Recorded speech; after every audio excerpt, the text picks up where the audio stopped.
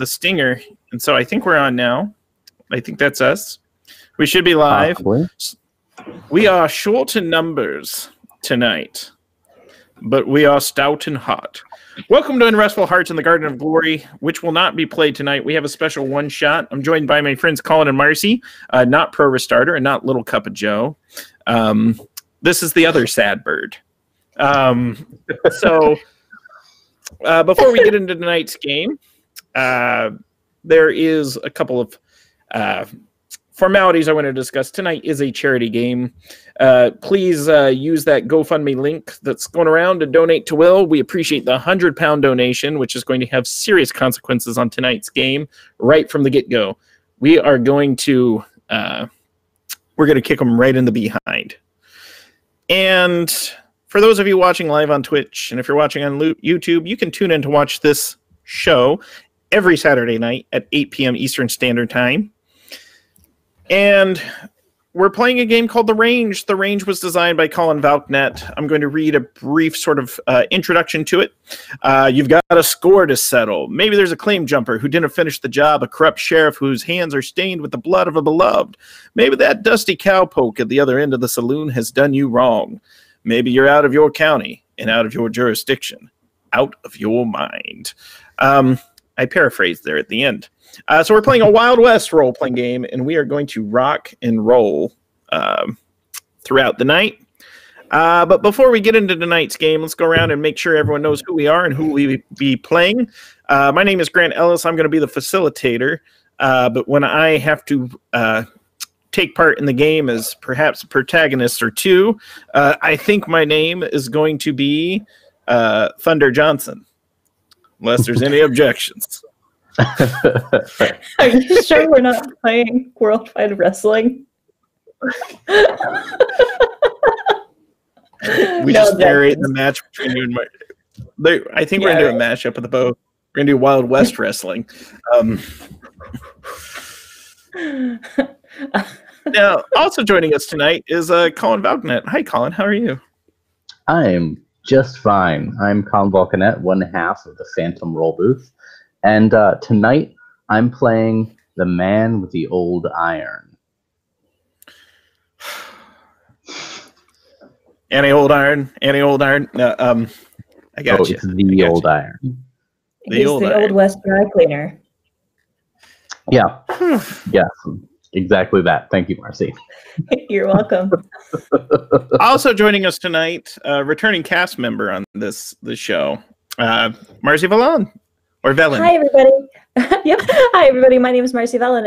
I'm not Little Cup of Joe. I mean, yes, I am Little Cup of Joe, Sarah Tristy DeRaven. I think we're all Little Cup of Joe. We're all just Osborne. And Matt, I don't get to play with her tonight. I was hoping that this would be the night, but it's not. That's okay. I haven't decided a character for myself yet. As I understand it, we're going to do a little bit of world building, and then I might decide after that what I'm going to do. So, a little bit about how this game works. Characters are made up of names, goals, physical traits, knacks that they have, and beliefs they hold about the world. There is also an overarching goal that our players work and drive towards. The game is sort of a variation off the idea of good narrator, bad narrator, where we start setting scenes, the players propose actions, and then we narrate horrible consequences through a series of key phrases. The players have ways to combat these dire consequences by using their traits as well as the roll of a die. So right now, though, I want us to come up with a little bit more definition about where we are playing and the type of adventure that will happen tonight here in the Wild West. So let's come up with a name for our town. And first one of us to say it is the name. Also, chat, you out there tonight, you can also chime in with some of this. So, what do we know about our town? Is it a hot town? Well, a booming town? It might be hot or booming, but usually in the Old West, there was some sort of resource that made the area livable. I like the name Springs at the end, but I don't know the adjective that goes in front of Springs. Lark Springs. Lark Springs. It also sounds like like a dude from a '90s sitcom. Oh, yeah. Yeah, I was Arnold the Lark bass Springs. player in Soundgarden. My name was Lark Springs. We had at least one hit. Lark Springs. I like How Springs. long? Nice. Lark Springs. And then, so in Lark Springs, is there a single church that's popular, or are there multiple congregations? What if it's a shaker town? Like Shakers? Yeah. And then how can we fictionalize that so we're not using an actual religion? Fair. How about they're just called the Crafters because they are known for the woodwork that they do. Yeah, A very heavily wooded area clustered around this lake or this giant pond. Hold on. Wait, so they craft bird houses that they wear on the top of their heads? I'm sorry. I was going to that.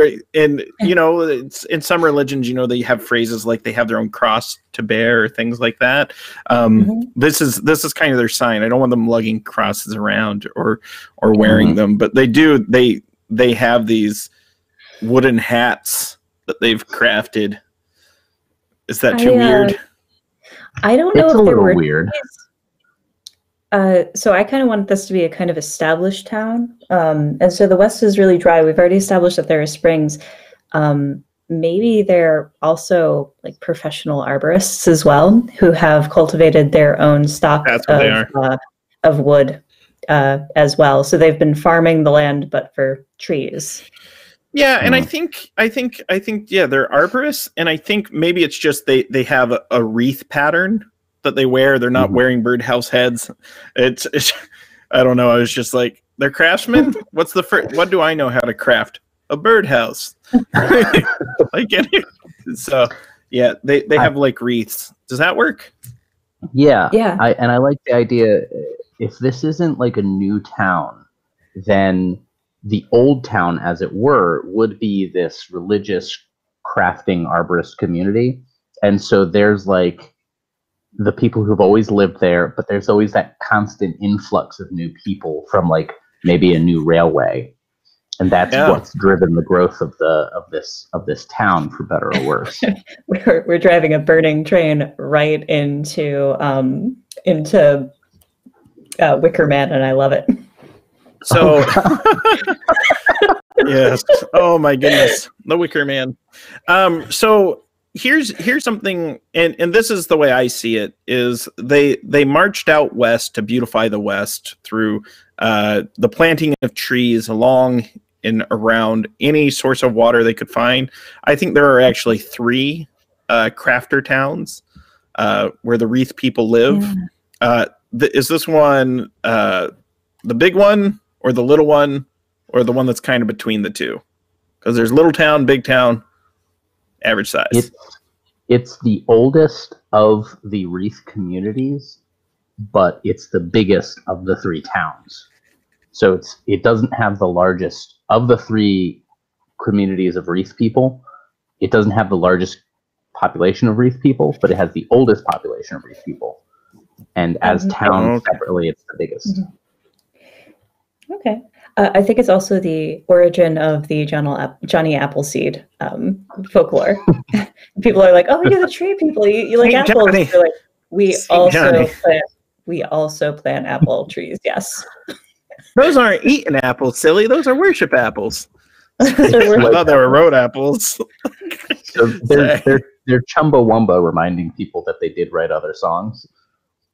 Yes, exactly. We wrote other songs. Johnny Appleseed. All right. So Lark Springs, where the crafters live, it is where the oldest population of these Wreath people are, and where sort of the Johnny Appleseed lore comes from, at least in these parts. They have many different names for their patron saint. Okay, now I want Colin, I want you to tell me something about these Wreath people that you really, really like. They ask no questions. Like their sort of instinct for hospitality is unmatched. It does not matter how they find you or what circumstances led you to their doorstep. You're getting a meal.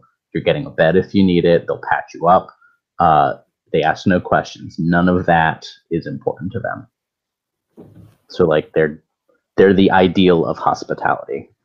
I got this, yeah. And I think their saying for this is shade and apples are for everybody. And they make sure they separate. It's not everybody, it's everybody. And they view you all as a body of trees. Mm-hmm. Everybody. And so they'll take you in, they'll feed you apples, they'll make you applesauce, they'll feed you, refresh you with apple cider. But I don't know why. And then they'll murder drinking apple cider, actually. And Marcy, what's something that you absolutely despise about the Wreath people? Although they won't ask you, they don't ask any questions, but they do assume a whole lot about you. So yes, hospitality is unmatched for everybody, but some apples are rotten. What's something that they assumed about your future character? I think I'm leaning toward maybe a doctor, and so it's just like the sciences are no good. That they assumed that that this would bring an imbalance to the town. She preached the best teeth were made of bone and not of wood. Yeah. They all have their wooden teeth. I mean, if we keep going with the apple allegory, they look and they observe nature and they see an apple, and if they cut out the rotten bit, it stops being rotten. That kind of stuff. We're making a cult, everyone. Yeah, I was going to say, I don't imagine these are a people who have much patience or talent for equivocating. Like things are or aren't. Yeah, exactly. They don't ask you any questions. They're very hospitable, but if they see you doing unsavory behavior, boom, you're out. Mm-hmm. But it's not just you're out. They're going to escort you to wherever you go and preach to you the whole time just to make darn well sure that you know. It's like, we're walking you to Little Town. I want to be clear. I don't think they're cruel. No, they're not. No, because shade and apples are for everybody. Even if you have to leave their community, they're like, look, we'll walk you to where you got to go. Yeah, they wouldn't leave you stranded in the middle of the desert like the Antilles, for example. And all right, so that's a little bit about the town. Now, Marcy, I'd like you to tell me the name of the individual who runs the town currently, the controlling power. Doesn't necessarily, it could be a church leader, it could be a mayor, it could be a criminal, just who is the big authority in town. And I want you to tell me their most positive quality. I want it to be a French woman, immigrant named Rochelle Flynn.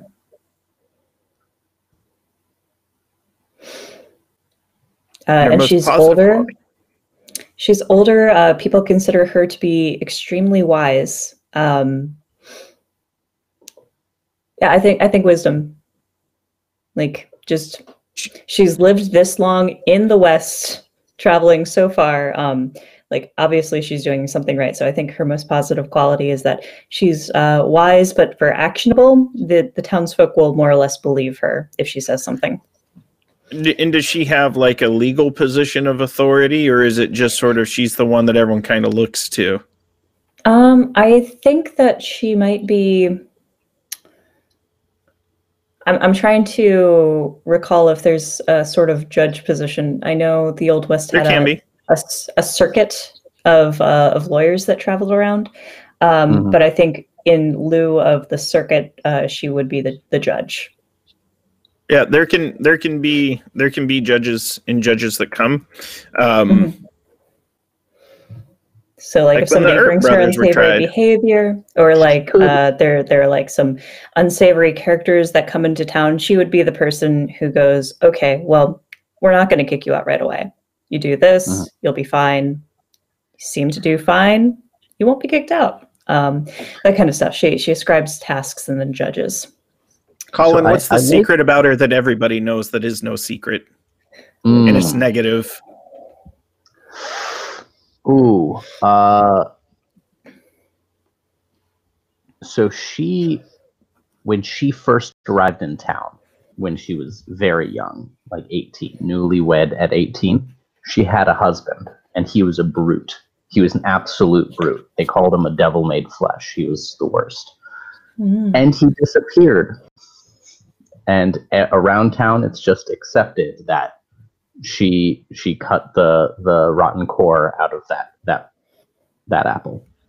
Okay, and everyone knows it. And they know, like, it's not ambiguous. Like, let's be definitive. So she killed her abusive brute devil made flesh. Yeah.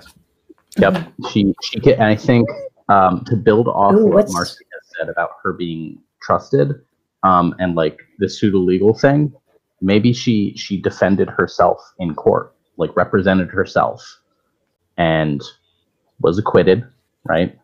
And that was that. And so she is. Sorry. What's his name? Maybe they're not allowed to speak it in this town. Jordan Pierce. I was going to say they are allowed to speak it. It's one of those things where you just have to be very careful because it's Wild West. So, and there may be people who have come and said the name, but it's one of those things you got to be very careful because remember, to her it's a secret, but everybody knows, and in her mind, it's still a secret. So Jordan Pierce. Okay. Yeah, and then maybe there wasn't a trial. Maybe it is just the open secret that she killed him. Like there probably was. I like the idea that she defended herself too. That and then she's Judge Flynn, Judge Rochelle. Go see Judge Rochelle. So she's the authority. And you'll recall back in that day, admitted to the bar was not a formal process. It was literally whether or not you were allowed to stand in front of or behind the bar that they used to separate lawyers from non-lawyers. So you didn't have to go to law school. You just had to be like enough people had to say, yeah, you know what you're talking about. Come in front of the bar. And I imagine she was admitted in front of the bar. No legal training, but she defended herself in court. And anytime the traveling judges come through, like Rochelle's the one you want talking. And you're going to enjoy seeing where that direction goes here in a minute. So now here's a question.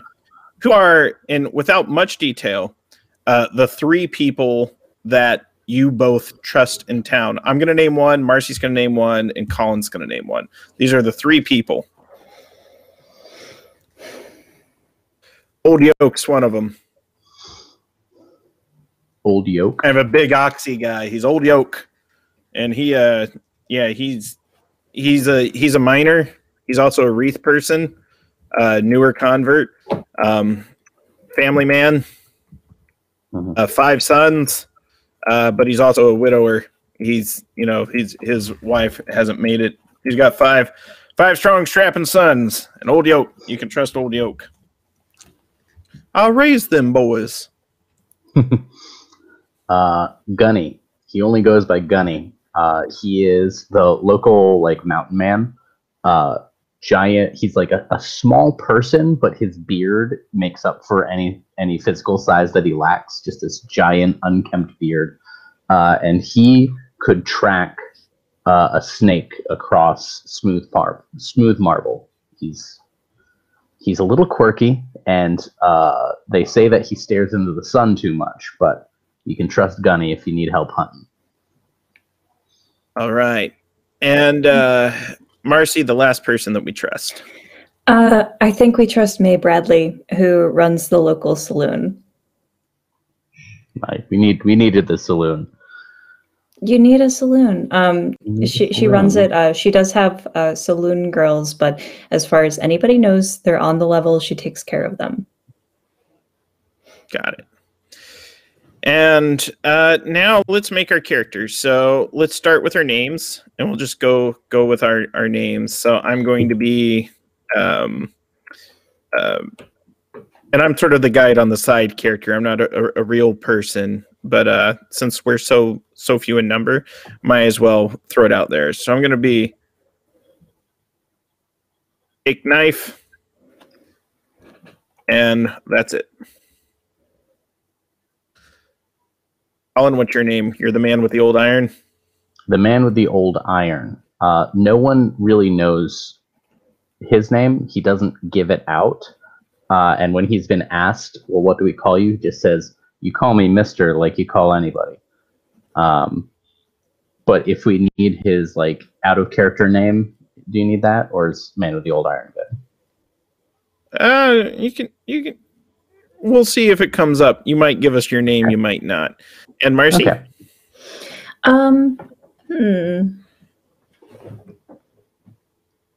I think my character will be the worst with names. Do you want me to draw from the MCG deck? No. I think my that's why I linked the 40 Wild West names. Choose one. My character's name will be Victor Wolf. All right, Victor Wolf. All right. You don't want it to be Triste du Raven? You know, maybe I could be Triste du Raven. I was going to say, why link the list of 40 Wild West names? If I mean, you won't get it wrong. It's on the overlay, right? Grant R. Ellis, right. Game Master as a name. How brave. So Colin, go ahead and give me a physical trait about yourself. A physical trait. Face like old leather. Leather face. And Victor? Victor is patient. That's your physical trait? Oh, sorry. Victor is steady. Steady. It's like patient, but for your body. What I love is I have like the reverse. I'm like wiry and wiggly. Like that's what I wrote for mine. So that's literally what I wrote. So Jake Knife is wiry and wiggly. That's what you notice. It's just like, hey man, he's this skinny wiggly guy. Old Wiggles. And Colin, what's your knack? My knack. Hands never shake. And Marcy?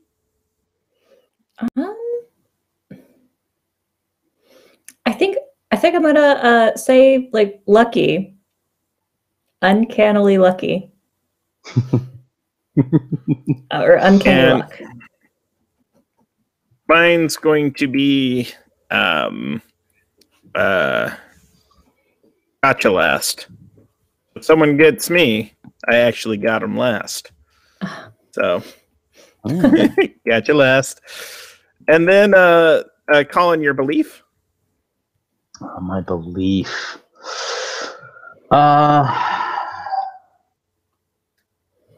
This is a tough one. I may just pull from the rules on this one. Yeah. Ain't no God watching me. That's a good one for the man with the old. Ain't no God watching me. Yeah. Yeah. There's no mystical force that's in charge of my destiny. Yeah. Where did you dig up that old fossil? He's just Han Solo quotes the whole night. Yeah. And Victor? All night. Victor is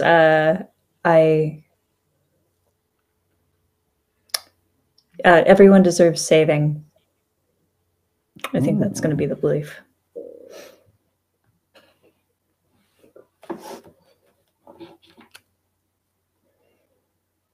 And mine is stars are to be named after sweethearts. My belief. Stars are to be named after sweethearts. Everybody needs one. There's a lot of stars in dim sky. All right. So that's our sort of initials. And now let's talk about the overall goal, the overall plot. So this is going to come out through play because there was a £100 donation as well as a £15 donation. And so I want to play into those. So here's how we're going to start and set the scene. And essentially, here's how it was in the town of Lark Springs. All the Wreath people have gathered round. They refer to themselves in this situation as God's children. All God's children has gathered round to watch the three of us hang for crimes that we did not commit. Judge Flynn's there, and she's, announcing all the various crimes that we have committed, of which there are many. We are currently at the gallows. There are nooses around our necks, but they haven't finished their long proceedings because Wreath people like to take a long time, because the longer the sentencing and the longer the proceedings, the longer we will stay dead. They're kind of superstitious that way. So currently, we are allowed to converse amongst ourselves while this is going on, and so we're all up on the gallows, and they're getting ready to hang us. Oh, good. Yeah. I've never had a character die in the first 5 minutes of a game before. Usually, it's okay. You can hold your breath for a good 6. See how we got here? Oh yeah, maybe. Yeah. Okay. So I'll tell you how we got here. They arrested us, and then they tried us, and then they started to hang us. Okay. Yeah, So true. there's a record scratch, and there's a zoom in on my face, and I say, "You're probably wondering how I got here." Yes. No. The man with the old iron is gonna kind of look like, just kind of keep moving his neck. They could have sprung for some finer rope at least. And here's what you know. And this is the crime that we were charged with, because it's important for us to know. Gunny, May, Bradley, and Old Yoke were found dead. They were excavating. No, our favorite people. Done. They were. The three of them. They had all gone off, and they were surveying some land. They were looking at a good place. There was essentially a spot to open a new mine, and those were good people. The 5 sons were out there too, and they didn't come back. So a search party went looking for them, and they found them. And I'm not going to describe the state that they found them in, but it was wrong. Wild West was Wild West, but it was wrong. And that saloon's going to fall into the hands of the devil. It already has. But they pinned it on the three of us being such good friends with them, and we're the only ones that really had that kind of relationship. And they put together some stories, and we really weren't able to mount a defense because they were like, look at the three of them pretending to be asleep in the middle of the night.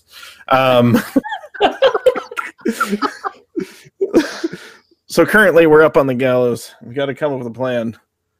Hey, old man, are you the lucky one? Or is that the doctor over there? I have a repeatable record of being lucky, yeah. I don't feel very lucky right now. Can you spit some luck my way? Because, doctor, I'm not feeling so good. Give it a second. I'm sure it'll pass. So, while they're continuing the sentencing, you see on the horizon, it looks like a storm cloud is coming, except it is exceedingly low to the ground. And it's forming on the horizon. It's filling up most of the horizon, but it looks as if a storm cloud has settled onto the sand itself. And it's coming over the hill, and you can hear the thundering. Oh, that is a wall. It's a storm wall, if I've ever seen one. All right, then. That's true. All right, then. Now, old man whose hands never shake, and you know there's no God watching you. You know very well that that's not a storm. You've heard that trampling before. That's a mob of horses. and something's riding in, and there's a large number of them, and they're riding in fast. Hey, you want to live through these next couple minutes, maybe you cut us down and stop jabbing on about what we done or what we ain't done. Treasure Shell turns, and they look at you, but as they turn to look at you, they kind of double take, and bearing down on the town is a mob of about 50 horses. Everyone on a horse is garbed completely in black. Where the wreath people in this town have their green wreaths, these individuals have white wreaths, and they are opening fire on the townsfolk. And it is then that we begin to lose our footing, shake and buckle, and the gallows drop, and we are hanged, unless we want to use traits or roll dice. Is that so? Yes. All right. So we're going to describe this to the audience. Here's the core mechanic. I'll cut him down. I'll pull him down. He won't die immediately. So the way this game works, folks, is I narrate dire outcomes, and then we have the option to use some of our cool little traits or roll dice to try to stay alive for as long as we can. So, Colin, are you going to let yourself hang? Or are you going to roll dice? No. And we can go. And the key, yeah, you can say, "Is that so?" So, how are you going to stop your dangling, Colin? Well, my hands never shake. And that, in this case, I'm taking more metaphorically than physically. The man with the old iron is going to he's going to let himself be hanged so that the rope goes taut and he gets enough of so he can start swinging himself and get back onto the platform, right? Because the bottom drops out and he just wants to not have his neck snap, and that requires not letting your nerves get to you in this case. So I'm gonna exhaust the trait hands never shake to represent the kind of calm and collect attitude you have to have in order to trust that your neck's not gonna snap when it. Yeah, I'm going to exhaust. Jake Knife exhausts the wiry and wiggles. So as he's actually kind of loose anyways, and he's like, this is hardly dang tight at all. And he just kind of worms his head out. He's like, gotcha. And gotcha last. I'll use two. And so he kind of slips out. And what of Victor Wolf? Victor Wolf is going to use the Everyone Deserves Saving trait. We cut back to about 2 years ago when Victor Wolf first got into town. He was making house calls almost night after night. This town had not seen a doctor in several years. He received messages to come to this town, pleading him to come, and he presumed saving people as soon as he got here. Some not so lucky, but some, in particular, the executioner's daughter, he performed surgery on to a whopping success. So not only did the executioner mistie the knot on purpose so that he would just slip out to the ground, he was supposed to be waiting with a horse that the executioner is taking right now to escape the white wreathed people. Okay, so there's a lot that you said there. It is, and in fact, it was actually a compounded thing from getting out to getting a horse to taking away. No. So there's a lot. I didn't, Grant. I didn't say that. I said he's taking his own horse away. He's taking his own horse away. Yes, okay. That's what I said. That's what I heard. No, he just untied the thing, so Victor just slips right through. I was telling a whole story. Something that you do there was a whole story there. Yes, there was a relax. There was a lot there. So I was like, "There's a lot. Which one happened just one thing in this situation?" Okay. So you're off and you're taking your horse. Now, we can attempt to try to ride out of town, or we can stay in town. If we stay in town, there's 3 places we can stay: the church, the saloon, or the jail. What are you thinking? Well, the jail's meant to keep people in and out, so that seems like a good place to hole up. Plus, they're most likely to have my guns, and I need my old iron back. What does Victor think? So it sounds like the man with the old iron's making straight way for the jail. That's cool. Victor's going to make headway for the saloon. Lots of little places to hide there. Jake Knife is also making way for the saloon. He knows that there is a shotgun that's kept under the counter, and he feels that's his best bet to take out large numbers and swaths of people. Man with the old iron, as you are making your way over to the jail, here's how it was. You are being shot at by about 3 individuals in black, and they're shooting widely. It's a good chance that they're trying to corral you to a location you go. They're trying to steer you away from the jail and back towards the mob. And that is exactly how it happens. Is that so? I'm going to tag Ain't No God Watching Me. The same kind of rancor that the man with the old iron has about being judged by God, he has that same rancor towards people trying to tell him with their guns not to head where he's going. So he's willing to take some lead here or there, if it means like, no, you're not corralling me. You either shoot me dead or I'm getting to that sheriff's office. It's one of these things where you've seen enough of these old cattle tactics that you've essentially outwrangled the wranglers, and you didn't move as they expected, and kind of look at themselves and they're like, he doesn't shake. But by then they realize that there's more people that are sort of, there's some Wreath people, Judge Rochelle, etc. There are deputies and sheriffs in town that are trying to repel the mob. However, the mob appears to be the much stronger force. So you're able to make it to the jail. Meanwhile, on the way over to the saloon, there's a small group of, it appears to be a family. They're homesteaders. They're here in town.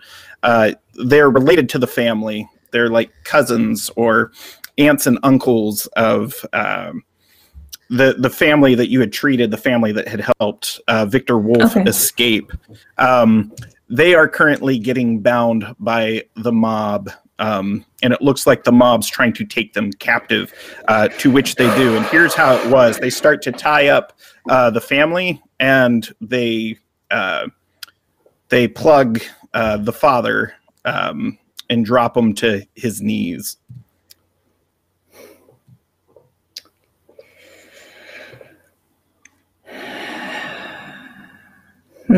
Jake will roll for it. He got caught. He got caught helping me. Jake rolled a 6, and essentially, as they draw to shoot the father, he has a gun that he's hidden.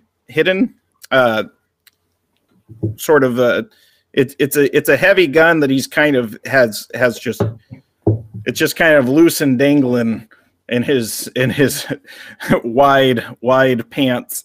And he's just kind of like, it's I tend to forget about that one. And he just kind of fires and manages to draw the attention of the mob and starts luring them away from the family. But they're chasing old Jake Knife. But the family is no longer in danger. Oh, Jake Knife. Oh, I just got that. No. It was never good. It's really good. I love it. Almost as good as Bowie Knife. The 2 flavors of Phantom Romance. Well, I was going to say, if you want to know the actual reference, so Jake Spoon is a character from the Wild West, but instead of Jake Spoon, I was Jake Knife. Oh, nice. So that's the origin. So yeah, so Jake has led them away. You are now free if you'd like to get to the saloon. You could also tend to the family. Which do you do, Victor? I feel a strong compelling to help the family after they've helped me. So yeah, I'll tend to the family. Okay. They're there. We'll call them, they are the Tucker family. So Ma Tucker and Pa Tucker are very appreciative, and they essentially look at you. They're like, They're back. We heard rumors they'd come. The church who folk, they said they'd come. The destroying Who are they? angels. The The destroying angels. The withered leaves. I've been here for 2 years. I've never heard of them. Come on. You should go to church more often. They told me that would be my downfall. That might have been the sticking point of why Victor reached the gallows to begin with. They're like, we believe you, or we would, except you ain't been to church in 2 years. And it's also, church is an interesting thing. Not everyone knows every detail about a faith or a doctrine. So, especially if this is a group of destroying angels and withered leaves, they probably try to keep that quiet, especially since they cut out the rotten parts and throw them away. So that might be one of the reasons why. Okay. Victor will try to help them escape the town from those angels. Do you want to take them to the saloon with you, or do you want to lead them out of town on your horse? I wanted to go to the saloon, but this is a family, and I think the saloon has fallen into the devil's hands, or that's what they keep telling me. So I'm going to lead them out of town. Okay. They're following. They let you know that about a quarter mile out of town, you can get to their lot, and they have a house there if you want to hide in the house for a bit or allow them to get their hand carts. But it's about a quarter mile due north. I'll take them all the way up. I don't know if it's safe for me to be with them, though. They don't know if it's safe for them to be with themselves, but they do feel safer closer to you. Aw, shucks. I should probably get myself a gun. The youngest daughter kneels down to the man that was shot dead by Jake Knife and holds up the gun to you. I take it shakily. I know what these things can do. I have treated many bullet wounds before, mostly to no success, but I will take this one. They nod and they follow you. Now let's cut back to the man with the old iron. So the door to the jail is currently locked. Here's how it was, though. There's voices on the inside that say they ain't letting no thieving man with an old iron destined for a gallows into this here jail. This is a pure apple jail, not a rotten apple jail. And then they realize kind of like, no, you put the rotten apples in this jail. They're really kind of mixed up in the doctrine. And that's how it was. Is that so? I don't know that face like old leather works here, so I'm going to roll for it. It might. They might recognize your voice, which I tie to that face like old leather. It's physical. It's a physical quality, and there's people know you in this town. Okay, yeah, no. If we're going with this, how distinctive the man with old iron is, yeah, he's just gonna lean close to that, right up on the door and go, "Yeah, you got some things wrong though. Ain't a thief, I'm a killer, and right now I think you need this killer with a gun in his goddamn hand. So you open that door, you either let me in or you give me a gun." Then he says your actual name. And what is it? Or you don't have to tell us and we can just say, and then he spoke his actual name. Joshua Cooper. Josh Cooper. All right, Joshua. Yeah. Oh, Joshua. The door opens and a young deputy's in there.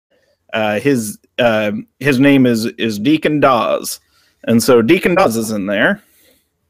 And Deacon invites you inside, and he says, "There ain't a lot of ammunition and there ain't a lot of firearms, but we got yours locked up here in the safe." That'll do. I happen to not know the combination. Uh-huh. And here's That's how it so. was. You were unable to get open the safe, but is that so? You can attempt to. Yeah, I'm already out of trades, so I'll roll for it. I got a 4, so that You still have to say, "Is that so, Colin?" He did. Yeah. Yeah. He said it a little earlier. He jumped the gun on it. Yeah. I can. Colin, stop jumping the gun. All right. So you got a 4. So when he rolls the dice, he needs a 4 or higher. I think in this we'll put on hard mode where we need a 5 or a 6. Force us to save our tags. So what happens is, no, we'll leave it 4 up though. So it's about 50-50. So at that point you could flip a coin, I guess. That was so originally intent, but I figured most people have D6 handy, so that's true. So what happens is the safe opens up, and your firearms are inside, as well as Victor's doctrine supplies and Jake's letters to his sweetheart back east. You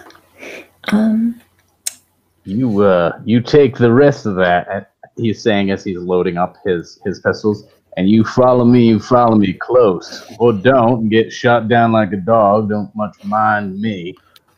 Well, that's okay, Mr. Cooper. I can take care of myself. And then he kind of goes to twirl his gun, and he actually succeeds. He's not going to go to holster it and drop it in an embarrassing fashion. I didn't say here's how it was. Yeah. Eric, come on.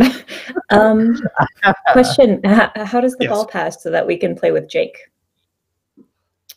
What's that? Jake has, how do we pass the ball? Like, as far as I was going to close this scene because I was going to say they're going to save and go to something else, so we can jump over to Jake. So Jake right now is under heavy fire, and his body's being riddled with bullets, and he is shot down, and that's how it was. No, here's how it was. So Jake's currently being overwhelmed by an avalanche of bullets, and he's being taken by the posse, except I'm going to play the old gotcha last. And so the way this works is as they've tie up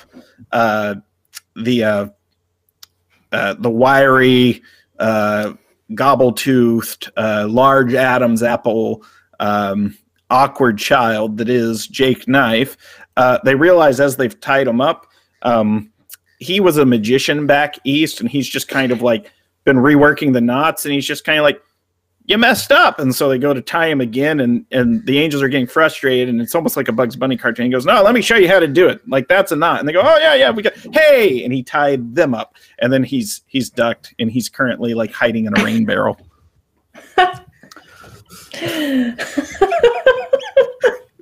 It's so good. Yeah, that's how it works. Being led out of town. So let's make sure that I got this right, because there's a lot going on in the fiction. So Victor was taking the family to their house and then heading off. Yes. All right. So I don't know if he's heading off yet. He's at least getting them to where they can be safe and get off on their own. I don't know if he wants to leave town yet. This is kind of a dire situation, and I think he wants to see what the shape of it will be. Maybe redeem himself in their eyes. He doesn't think he did anything wrong to begin with. I think in the fiction so far, we see him as innocent. We haven't had a flashback showing him to be involved in the murder yet. So maybe if he sticks around and helps, they will revoke that death sentence. I can say this much: none of our characters were involved in the murder at all, and had nothing to do with it. Nice. In the least. I like that. I like that authority.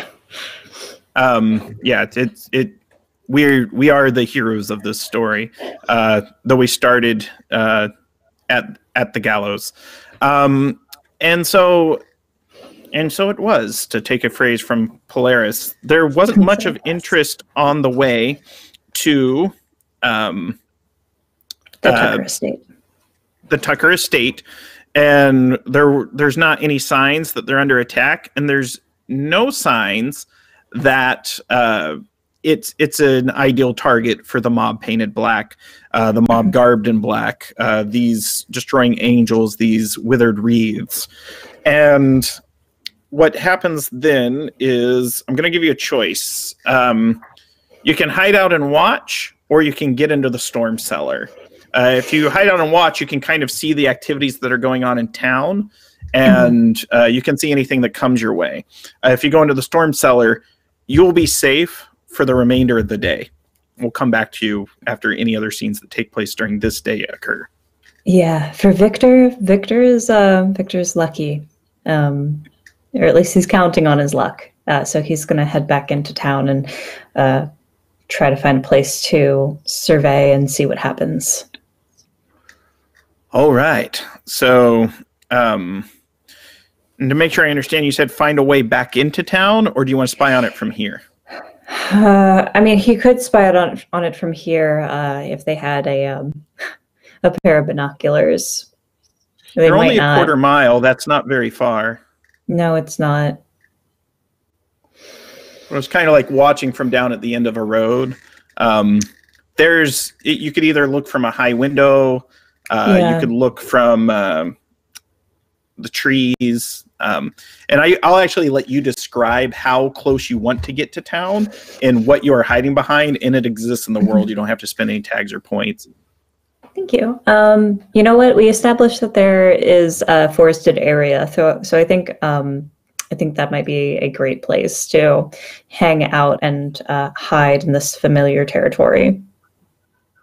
Yeah, I think there's kind of like a large hollow tree, and it's denser than it is in most parts. The Tucker farm, or the Tucker tree farm, their sort of nursery that they have, is very well tended. They're very successful at it, and you are currently there. And here's what happens after the mob. We'll cut to the man with the old iron, because I think it'll make better from a pacing perspective. So Joshua Cooper, the man with the old iron, and Deacon Dawes, we are coming face to face, and it looks as though much of the townsfolk are being chased out of town by the mob. There was at least 50 of them. So whoever was in town, all these arborists, all these wreath people, the majority of them have been rounded up and have been run out of town. It looks like here's how it was essentially. There are arsonists among this mob, and they are looking to burn the town. And so they've set torches to, they've lit torches, and they're tossing them at some of the wooden houses and also at some of the trees that have been planted, and they're all beginning to catch fire.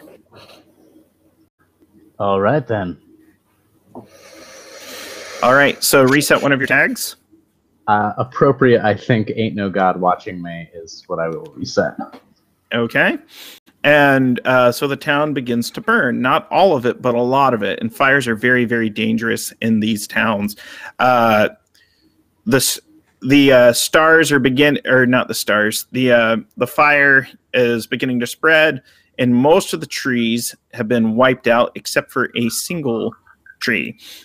Jake has come around, and Jake is going to attempt to capture. Essentially, here's how it was.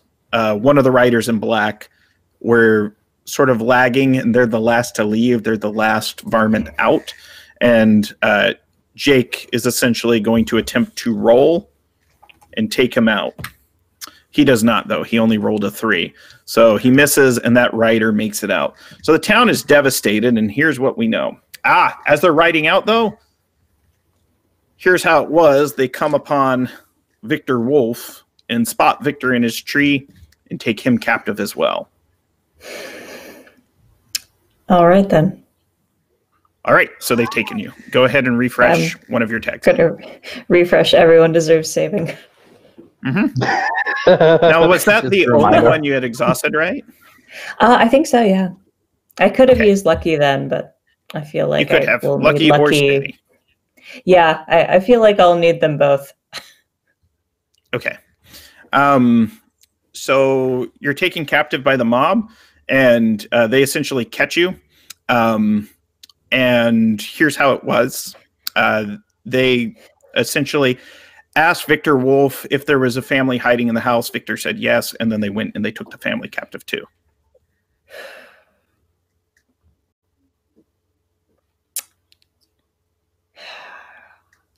Can I use that one? That second part with the family? Yep, I'm going to use that one, and I will use steady to amplify and, pacify the lie there. They're gone, they're long gone. Yeah, because if we're playing a game where we can be anti-heroes, but we can let ourselves be captive, but I like the idea that taking captive, but not turning over a family, and they are saved. And it may have been that maybe even they were looking for the family. They were going to get the family. Mm-hmm. That's when Victor said, you got me. Yeah, you want to go over after them, but they're long gone. Yeah. I've been squatting here for months. So they've taken Judge Rochelle Flynn. They've taken her sheriff. The deputies did not survive except Deacon Dawes. Joshua Cooper, and Jake Knife. So it is a long march through the desert, and they're going to take you off to their hideout. So now we're going to change the scene up. So Josh, the man with the old iron, Deacon Dawes, and Jake Knife meet up after the mob has left. We are not the sole survivors in town. There may be a few other people, but they've probably gone to ground and are pretty shaken up. There is a single tree that stands in the center of town. And this is essentially the first tree. And it's interesting to note, it almost looks as if the arsonists have left the first tree intentionally in the center of town. Josh, what's your mood? And how do you sort of behave to this? It looks as though Deacon and Jake are looking to you for direction. Josh is like burst out of the sheriff's office as they're like riding off, and he wasn't shooting after them or anything. He stalked through town sort of with an angry but determined stride, lit a cigarette on one of the burning houses, and waited for people underneath the tree. And when they got there, he said, "All right, I'm going to need two things now. First is as many 44 shells that you got. They fit my gun, and I'm going to need them. The second thing I'm going to need is someone to tell me who in all the hell those men was." Well, the shells are in the armory, and here's how it was. The fire has spreaded over to the armory, then just explodes. All right then. Refresh one of your tags. Yeah, I'm gonna refresh. Hands never shake. It just watches it go up. Like, all right then. I got 8 shots on me. That'll do. That right there was our ammunitions. I guess all we got is the little ones. Nah. Those fellas in black has got their own ammunition. I'll pick as I go. Yeah, we might have to see that. I heard rumors of them. This is Deacon. Deacon's like, no, I'm not a man of the church, Mr. Cooper. Mr. Fine. Mr. But I heard that there was a schism of sorts amongst these types, and there was a falling out after their original faith founder had passed on, and a number of these individuals didn't like their treatments, and they said they was going to go off and found an independent state. However, most of the Wreath people, they're happy as U.S. citizens, so they didn't get along. So some of the tree planters came out here, some of the other tree planters went off the other way. I don't recall planting trees needing this much fire. Well, that's just it. I believe that they talked that there would be a day of reckoning. In fact, that's what their leader did. Old James Shaw, awesome. No, that wasn't his name. If chat wants to give us a name, they can. If not, we're gonna say his name was Logan Flynn. So, Logan Flynn. I'm definitely down for the Wild West of wrestling names. James Shaw, awesome. Thunder Jackson. Logan Flynn. Logan Flynn. He's the first priest of the High Order of Trees. Herbert Cumberdale happens to be the local pastor.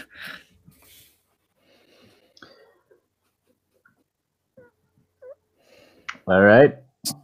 So to bring us up to speed, we know that these destroying angels are essentially an apostate sect of the Wreath folk that broke off to form their own peoples. They are true outlaws and treasonous, as they have broken off from the US of A, and they believe that only one tree shall stand, and so they're going to. They've actually succeeded in burning up one of the towns, and that's why they only leave one tree. Yeah. So Man with the Old Iron listens to this, and he's like, "Well, I think they might be right about there being a day of reckoning, but I think they might be mistaken as to who that's coming towards." And he's like going to finish loading his. It's this like super battered and unkept Colt Dragoon revolver, one of these big caliber revolvers that was designed to shoot down the horses of enemies. And he's gonna holster it and say, "All right, then I'm gonna head out after them boys because they got my judge, and that judge wasn't done hanging me."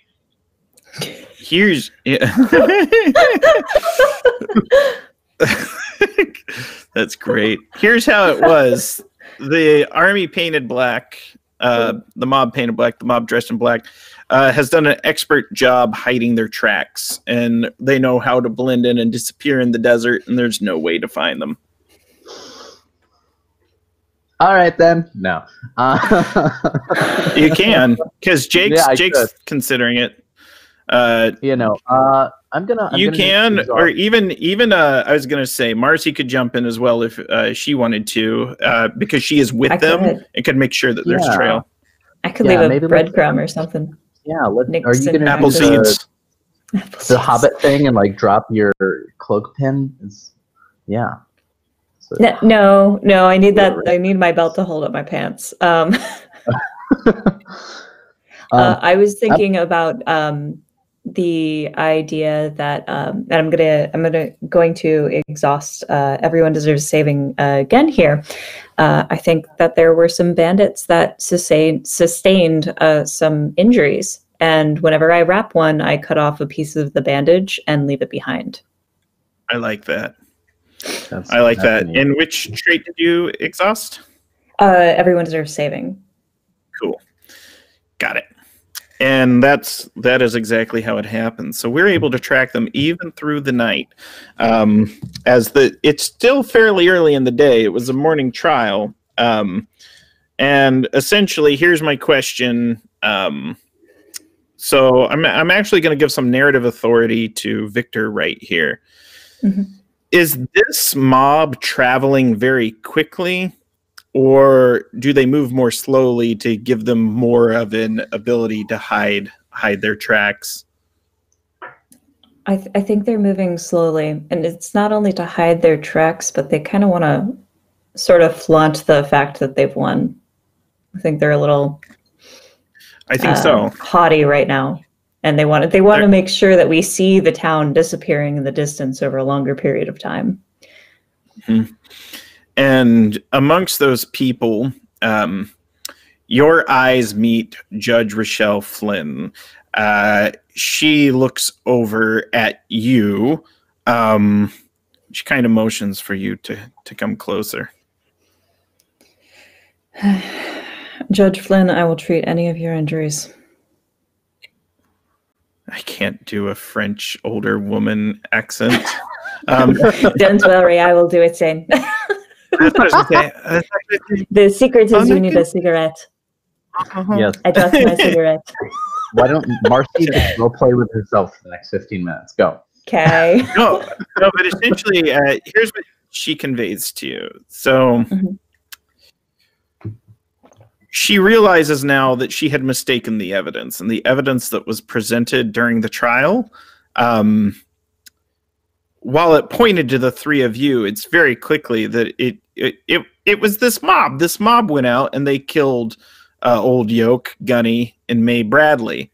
And she's feeling horribly embarrassed and just less wise than she should be. And she's beginning to doubt herself. Do you rub it in, show indifference, or help her feel a little better?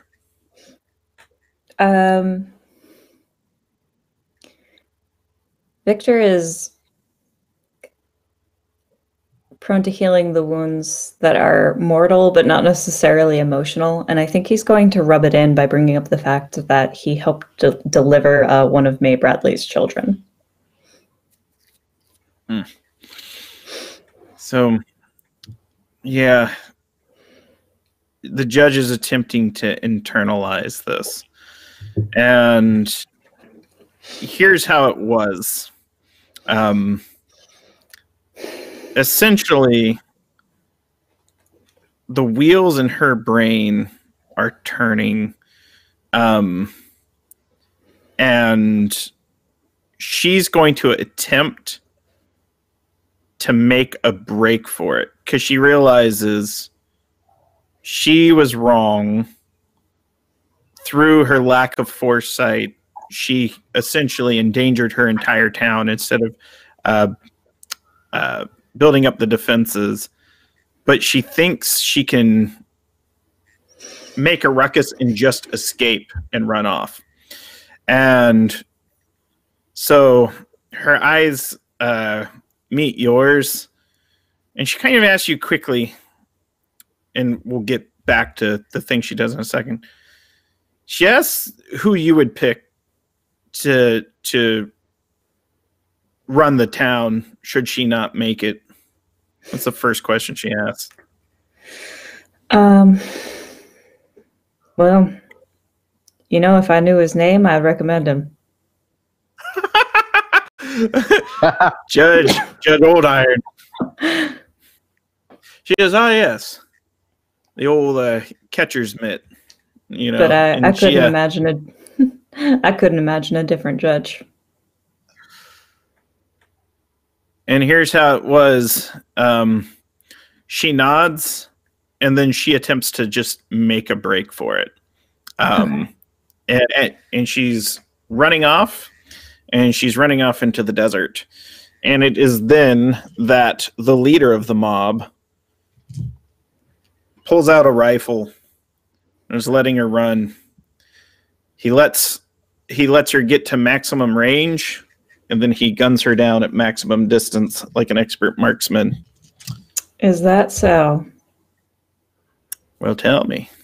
I'm going to expend Uncanny Luck, and as he guns her down, he does the thing. He clears his throat again at just the last moment, and it misfires.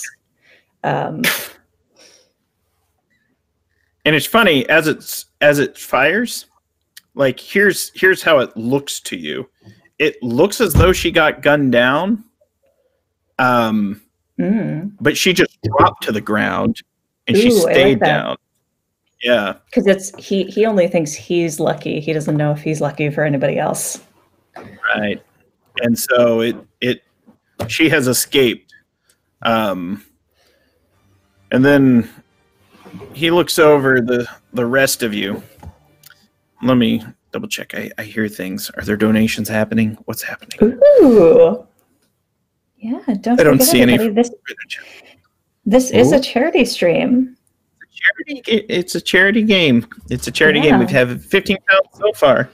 No, it's just a follower. And if you donate, you can make our characters' lives even worse than they are now. Like so much. Even less. Like constantly on a downward arc. Oh, Western tragedies, though. They make up America. You're taken to a camp. They essentially, it's too long to ride throughout a single day to get to the next tree town. But you kind of catch the drift during the discussion that they're going to stop for the night. They're going to perform what they call the conversion, and they're going to convert all of you. And then they're moving on to the next tree people. And that's sort of the story that you get amongst the mob. There is an individual in the mob that keeps kind of seems to take a lot of notice of you, and we'll come back to that. Right now, we're going to cut to Josh Cooper, Deacon Dawes, and Jake Knife. So, Josh, or the man with the old iron, how much time have you let pass before we've tried to track them down? Or is there anything else we wanted to do in town before setting off after them?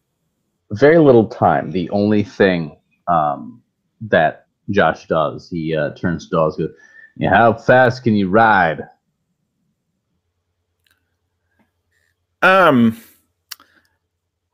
Well, I don't mean to brag, but I happen to be a rodeo champion. That'll do, partner. That'll do. I want you to ride for Fort Wallace. Ain't but half a day's ride from here. You'll find a lieutenant. And just tell that lieutenant to remember the peach orchard and gather what he's got and get him to the other of the towns nearby. You do that for me? Here's how it was. Fort Wallace shut down 65 years ago. No. Is that so? No, he's taking off to Fort Wallace. And he nods. Yeah, all right. Jake says, say that back to me. What'd I tell you to tell him? Gather up all we can. Go to the peach orchard. Nah. Start with, remember the peach orchard. The lieutenant there, he'll know that means. Remember the goddamn peach orchard. That'll do, mister. And then he rides out. And he is quite fast. He's spry. Jake Knife is he's escorting his donkey on foot. This is a grand character. He doesn't believe in riding animals. Are we not animals ourselves, he says, which is also a line from a Western. No, it's okay. I'll walk. Are we not animals ourselves? And this is like a serious Western. He's just that guy. He was the cook. He was great. I love it. I love it. Walk.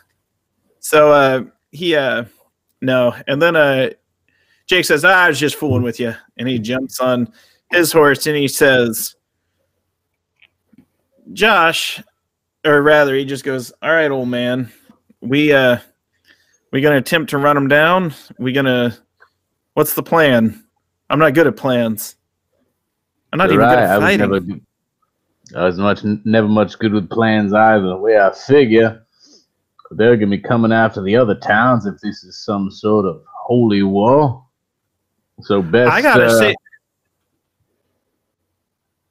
I beg your pardon. I apologize for interrupting there, mister, but I got to take Dr. Wolf to see my Meemaw. And if Dr. Wolf's been taken with him, I hope to recover him alive. Oh, right. Meemaw needs it. Riding out, and we got at least one gun between us. And way I figure, that'll do. We got two guns. Yeah. And Jake holds his secret gun, which is not. You want to hand that over to someone who can use it? well, you got your gun out of the safe, didn't you? That's meta. Yeah. Are you going to take his weapon? No, he was asking if he can use it. Is he saying, like, is that for show, or do you want to give it to me so we can make good use of a gun? There's only one way to find out. All right, then. I'm going to ride, and you can keep up or you can't. So, let's get to Here's how it was. We come upon Judge Rochelle Flynn, and Judge Flynn's ankle actually gave out as she was running back because she is very old. She is. And I'm going to exhaust. Stars are to be named after sweethearts. Because it'll take nicely. It is. Judge Flynn. He helps her up. She's like, I got to get back to town. I've got to protect the tree. I've got to, I got to notify, everyone that the destroying angels have come and that they're wiping out towns. They're burning all the trees. They're going to take over. They're kidnapping people. They're going to take them off to the independent free state of Coruscant. No. Not Colorado, the last state in the Union. Judge, let me tell you a couple of things. One, that tree's fine. Ain't much left to the town except that tree. As for the other towns, I've sent for the garrison at Fort Wallace. They'll be along shortly as can be expected. And as for who's left, what's that? Who did you send? Send Dawes.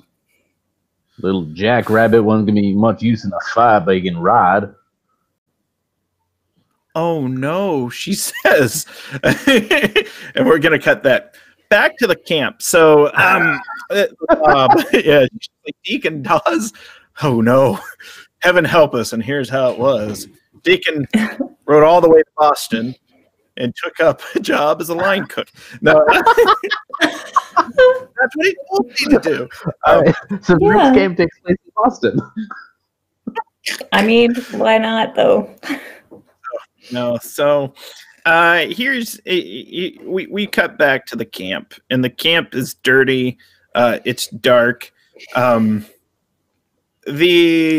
mysterious mob member who has been sort of eyeing Dr. Wolf seems to be lingering nearby, and there seems to be over much attention being paid to the doctor by this individual. I feel like their face is masked. Yeah, there were a great many people who I didn't save because surgery is literally half and half in this day and age. There have been people I've come to save and people who I haven't. And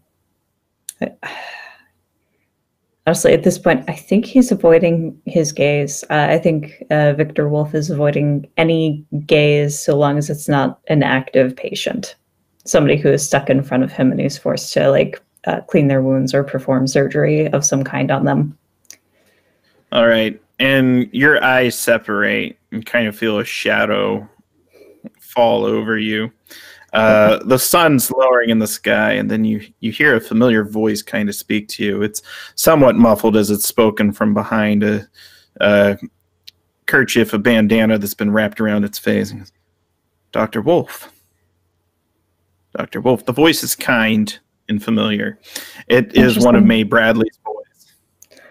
Oh, he goes, you know me by name. He kind of kneels down, lowers the handkerchief. You recognize him immediately. He actually acted as your second, or essentially your first, during your procedures. He was the only one who remained calm during the ordeal, except for yourself. That wasn't even too long ago. That was maybe 2 years ago, year and a half ago. Yeah. What are you doing here? I could say the same yourself. I got mixed up with the wrong sort. I got ran from town to town. And, I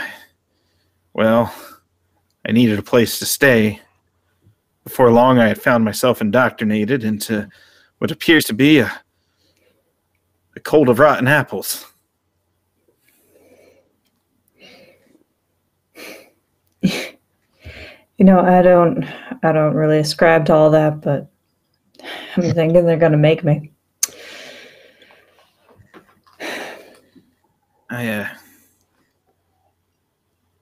I'm sorry that this happened to you. It's fine. Everyone deserves saving. That's something I believe too. And I'm thinking that there might be a way for me to make up to you for what you did to my kin a few years back.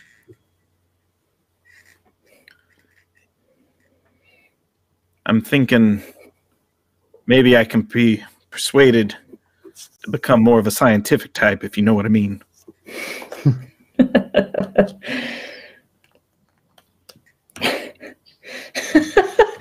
Tell me, doctor, did we come to see it from the monkey?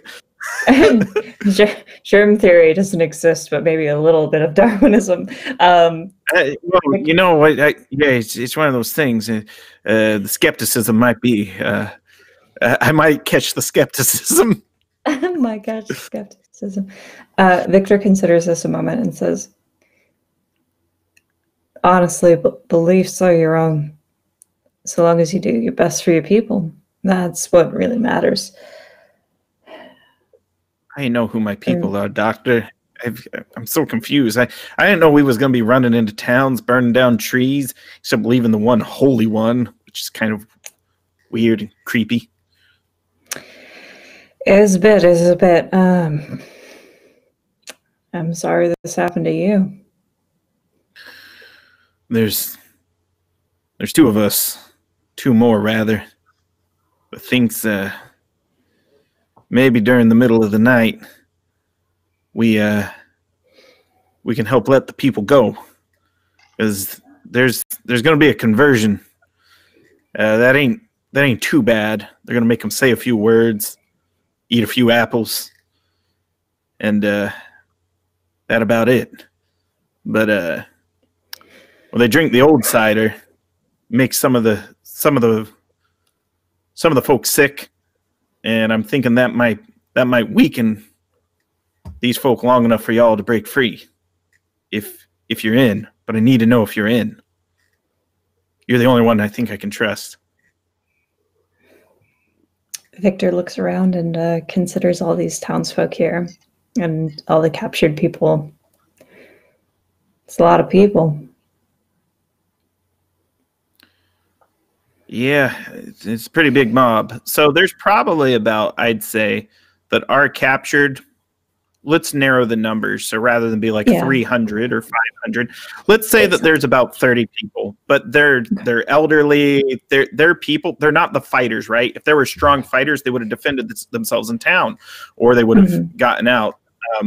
So they're smaller folk and they're older folk. That's essentially. And when I say smaller folk, I don't just mean short. I mean they're spindly. They're most likely teenagers, 15 to 16. Old timers.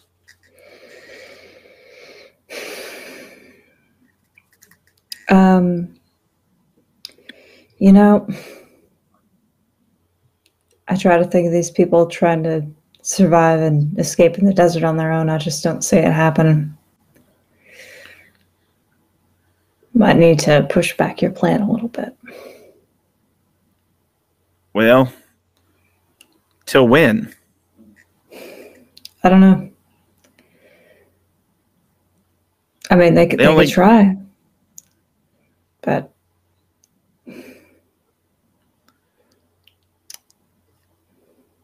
and here's how it was. Okay. He mentioned there were two other people that were in on this, but they ain't. They're setting them up. And they're setting you up too, and the townsfolk, so that they might be able to make an example of half of them. Oof. Yeah. Well, all my traits are exhausted, so I guess I'm gonna have to say all right then, or roll for it. We'll go with what you but- feel. You can either exhaust to get a trait back, or you can. Yeah, you know what? I'm going to exhaust to get a trait back. And it's if only that Victor doesn't feel that these people would survive on their own anyway. He's gonna sort of like lowball it in and then play it down once it actually happens. Now, you are only about half a day's ride out of your town, you know, because you had to stop for the night, and it was almost noon when you were attacked by the mob. So they could theoretically get back to town. However, what are the odds the mob just comes back and, you know, wipes them out? So the doctor has a good, steady mind on this. Geographically, since I haven't drawn a map, it's hard to figure it all out. Also, there's other towns that we've established that are relatively close. But there is this mob of destroying angels. However, the the Vernicious Canids are riding after them as night is falling. Vernicious Canids. So the man with the old iron and Jake Knife are riding side by side, attempting to outpace each other, it appears. Rather, the man with the old iron's riding as slow as he knows how to go, and Jake's riding as fast as he knows how to go. I have a second gear I can kick it into. So, despite the dirty bandages that were left along the way, we're having some trouble figuring out exactly how we're going to approach the camp. Now, they are down like in a gully, so there's kind of a canyon, there's higher rocks, and there's kind of this low ground, but canyon that we're pretty sure the church folk went down into. We can see that a big fire is being lit down there, and we can also tell that there's the mob themselves are on high alert. Jake looks to the man with the old iron and says, well, you think there's any chance that your army will arrive? Not in time for what we gotta do. They're gonna arrive to protect those other two towns. They ain't gonna do much about this. That's why we here. Now, mister, I only got 6 bullets, and I counted about 50 of them. And though we killed a few back in town, there's at least 40 remaining. You got 6 bullets. I got 6 bullets. That's 12 right there. We just keep picking up guns off the dead ones? Yep, that's about the right of it. Now, I got a question for you. What would be the most beneficial strategically? Do we try to shoot them from high ground? Do we try to draw them out? Do we try to trick them? Are we really going to try to kill them all? I don't think I could dodge 49 bullets at the same time. Oh, you think you're getting out of here alive? What? Right.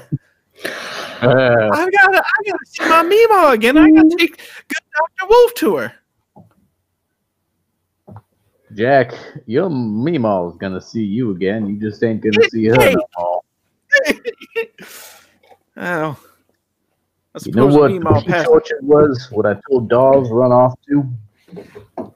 I don't think I'm old enough to know that, Mr. Cooper. I mean, back during the war at Gettysburg, there was some damn fool who decided to position our regiment out of line in the Peach Orchard. We had all sorts of Confederate bastards come at us, back and forth through the wheat field, the peach orchard. It got so thick you could walk from one end to the other without your feet ever touching the ground. And you know what happens to a man who's got to go through that? It's hard. I got friends. They was at the peach orchard, and they'll know when I say that name that there's no questions about it. That's why the armies are going to come, and there's no doubt in my mind about that. And that's why when I say to you, son, I'm going down there like it's the goddamn peach orchard. I'm going to keep walking, and they'll put bullets into me, and I'll put bullets into them. And at the end of it, there'll be a lot of bodies, and our folk, they can go back to their town, and they can live their lives. But for me, and hell, maybe for you if you choose to, this is the peach orchard. And that's what we're working with. You know, I always did like peaches better than apples. He's loading his. All right. Here's how it goes. You're going to come in from one side, and you ain't going to fire until I fire. So they're going to hear a bang over here and a bang like over this? there. Fires in the air. Just slaps it out of his hand. Like this? They're going to hear a bang to the east, a bang to the west. They're not going to know which way to turn. This is a mob. This ain't an army. These aren't fighters. These are men with axes to grind, full of self-righteousness. Nah, they're going to be confused by the left and right of it, and we're going to take down enough of them to reprovision ourselves and take down the next fellas that come over. You hear what I'm saying? I get what you're saying. I'm nervous splitting the two of us, but I understand the strategy. You are a man of war, and I'm a man of tender affection. And that's not to say you don't have those qualities. They're just not your most prominent. If I had any tenderness in me, I think you'd seen some of it. But you ain't, have you? I think I have. He says, and then get out of here.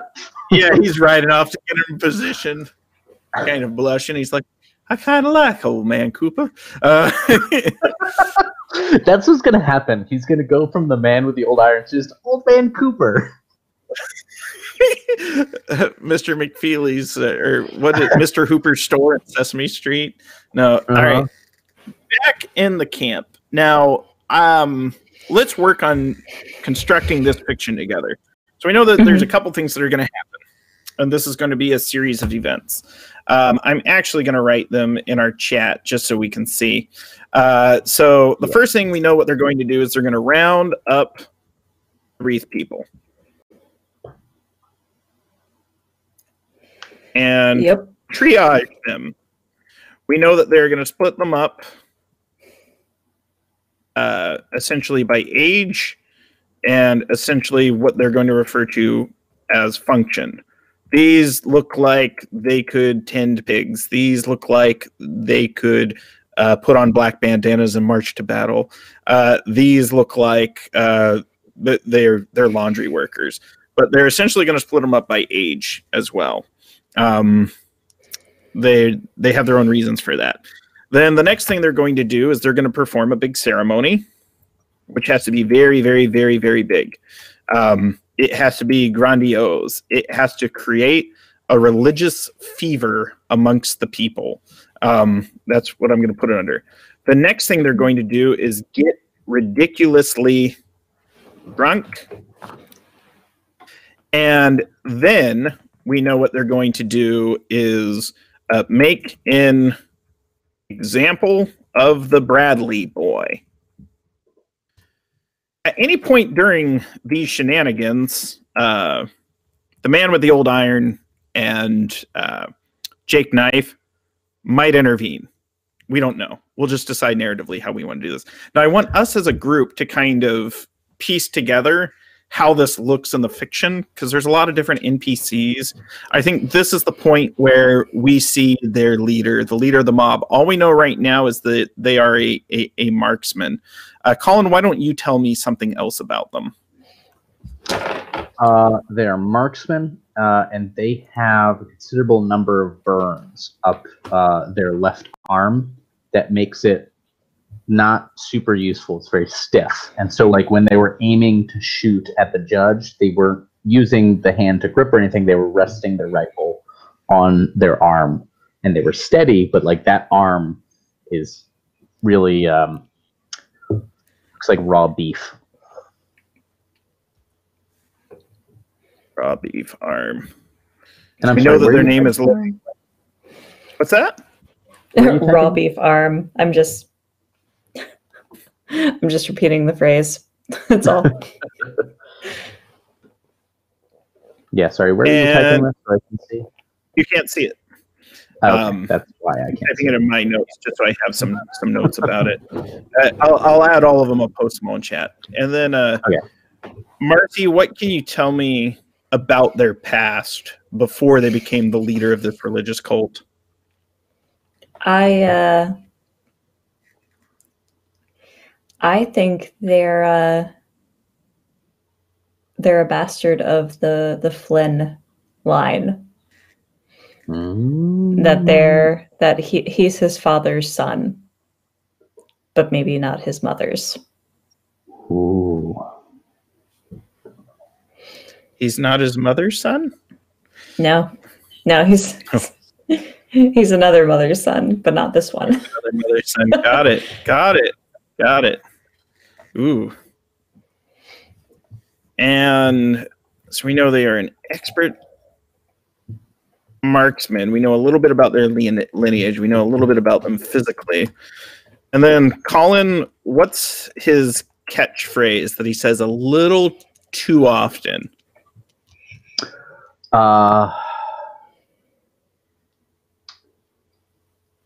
What's good for the roots is good for the tree. Make like a tree and leaf. No, it's good for the roots. This is good for the tree. And Marcy, what is his greatest crime that he has committed? Ooh. There's a lot of crimes to commit, especially in the Old West. His greatest one. His greatest one. You know what?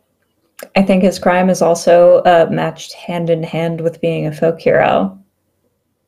I think he's the real Johnny Appleseed. Yeah, he's the real Johnny Appleseed. No, I think he's from the rich and give them to the poor. He's Robin Hood. No. I think he robbed a bank that was considered unrobbable, and that's the money that he uses to fuel this whole thing. Like it. Robbed an unrobbable bank. And it earned him a lot of respect, but it's like kind of subtly unlinked to everything else. But I think he's actually a folk hero, at least not to these people. And hero, not just character from like history, right? Yeah, definitely not based on anybody. No. What I mean is like he is viewed heroic as a hero, not a villain, right? Yeah.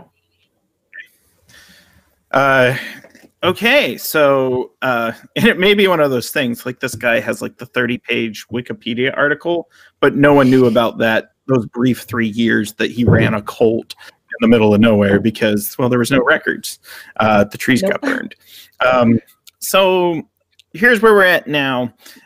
We know that these certain things are going to happen, and I'm going to post this so you guys can see some of the shenanigans in chat. I'll put it all together. Oh, well. So essentially, here's what happens in the camp. They are beginning to round up the Wreath people, the people of the town of Lark Springs.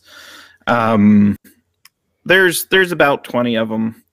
There's about 6 old timers that they kind of separate and pull off to the side. And then they just start sort of poking and prodding, and they're rounding them up, looking in their eyes, checking their teeth, and they appear to be splitting them up. What is Victor Wolf's sort of mood and sort of response to this, watching this occur? He's angry, to put it mildly. But he's still steady and patient, though.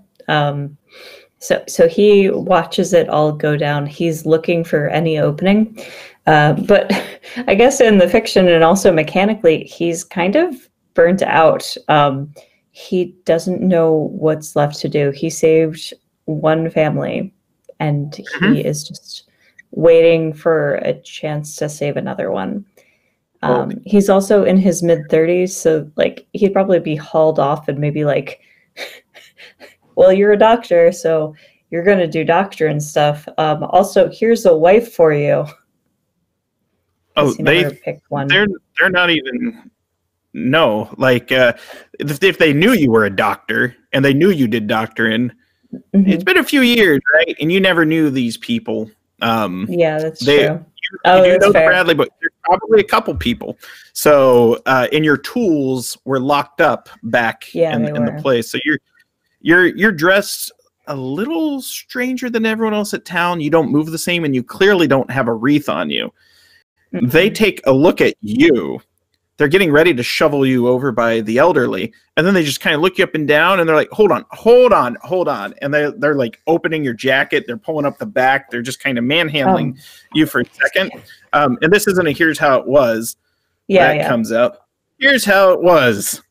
He ain't got no wreath on him. You're not a believer. He's not religious at all. So here's how it was. He ain't got no wreath on him. And like every head in the camp turns and looks at Victor Wolf.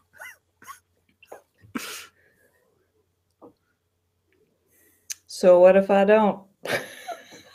So that's going to be an alrighty then? Yeah, I think that'll be an all right then. And I will refresh some luck. They're so frustrated. Yeah, they are so frustrated by that. And like, the leader kind of comes over, Logan Flynn.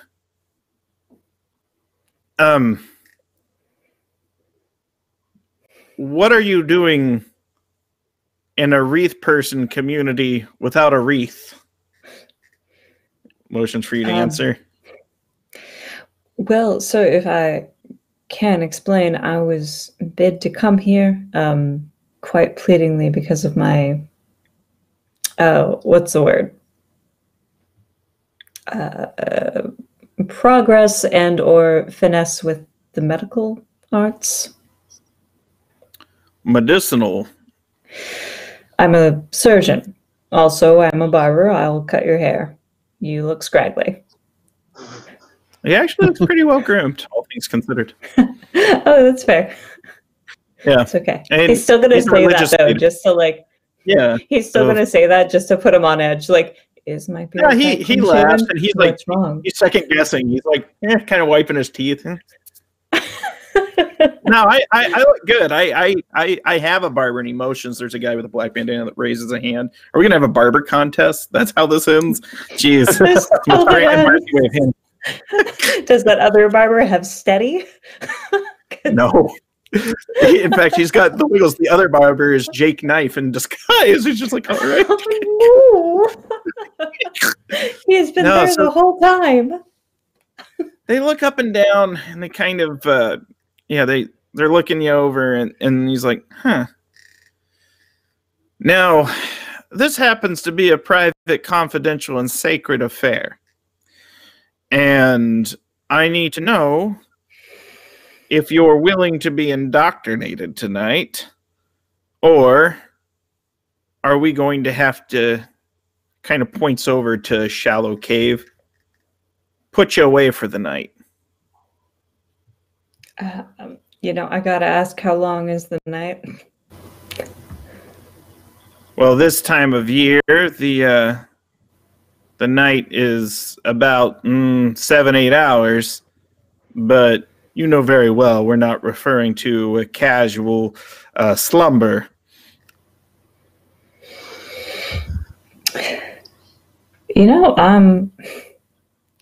I've never said this before, but for some reason I'm feeling the spirit. You're holy ghosting. No, sorry. Well, I'm going to give you a choice. You can stand over there with the group I refer to as the Articulates. There's a couple of, you know them. They are privately tutored children. and you'll be, shall we say, a professor of sorts to them, or we can put you with those folk. And he motions over to the elderly people.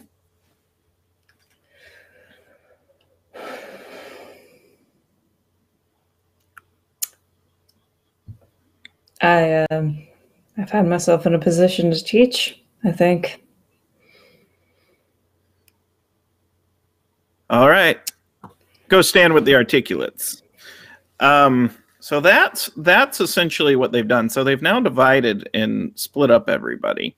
There's no, you'll notice there weren't many opportunities for refreshing traits or anything of that nature in that situation.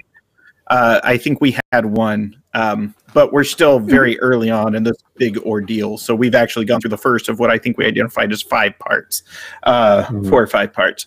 So now we get into the big ceremony.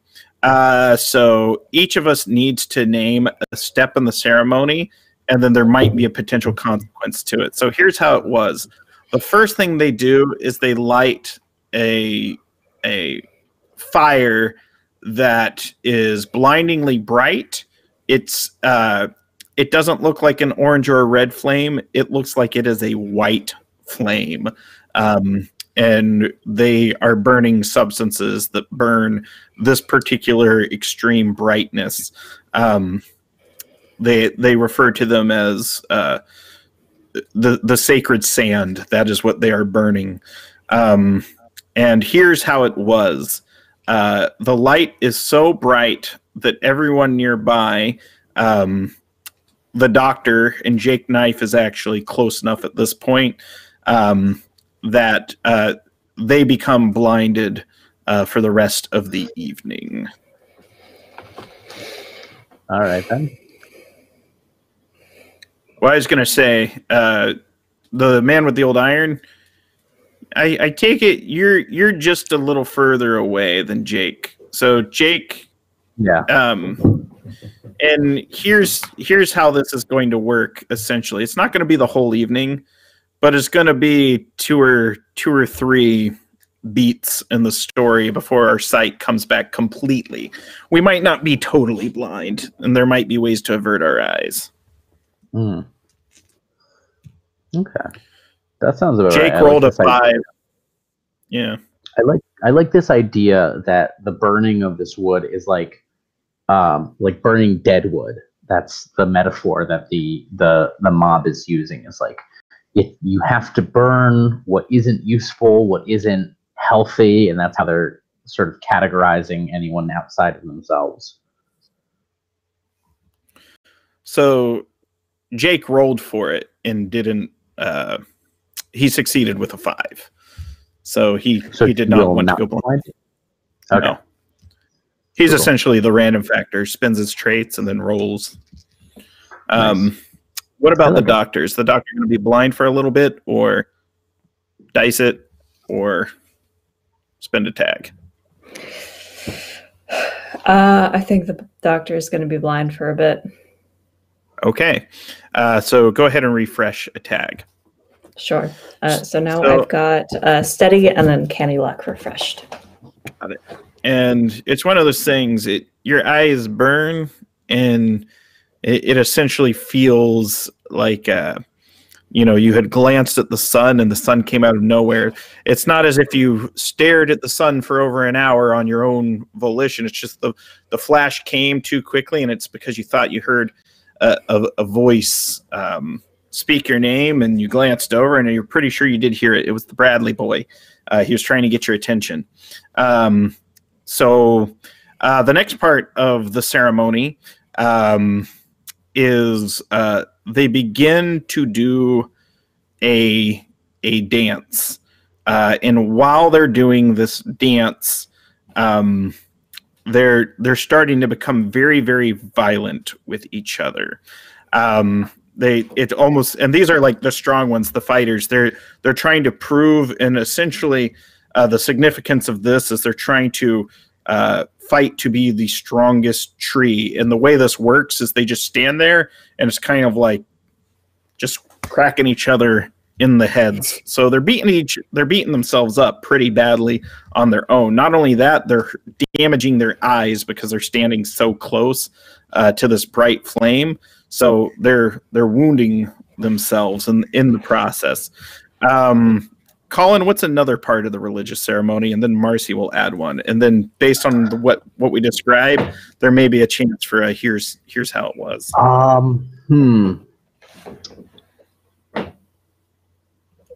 A part of the ceremony is them taking rotten apples and like skeet shooting with them.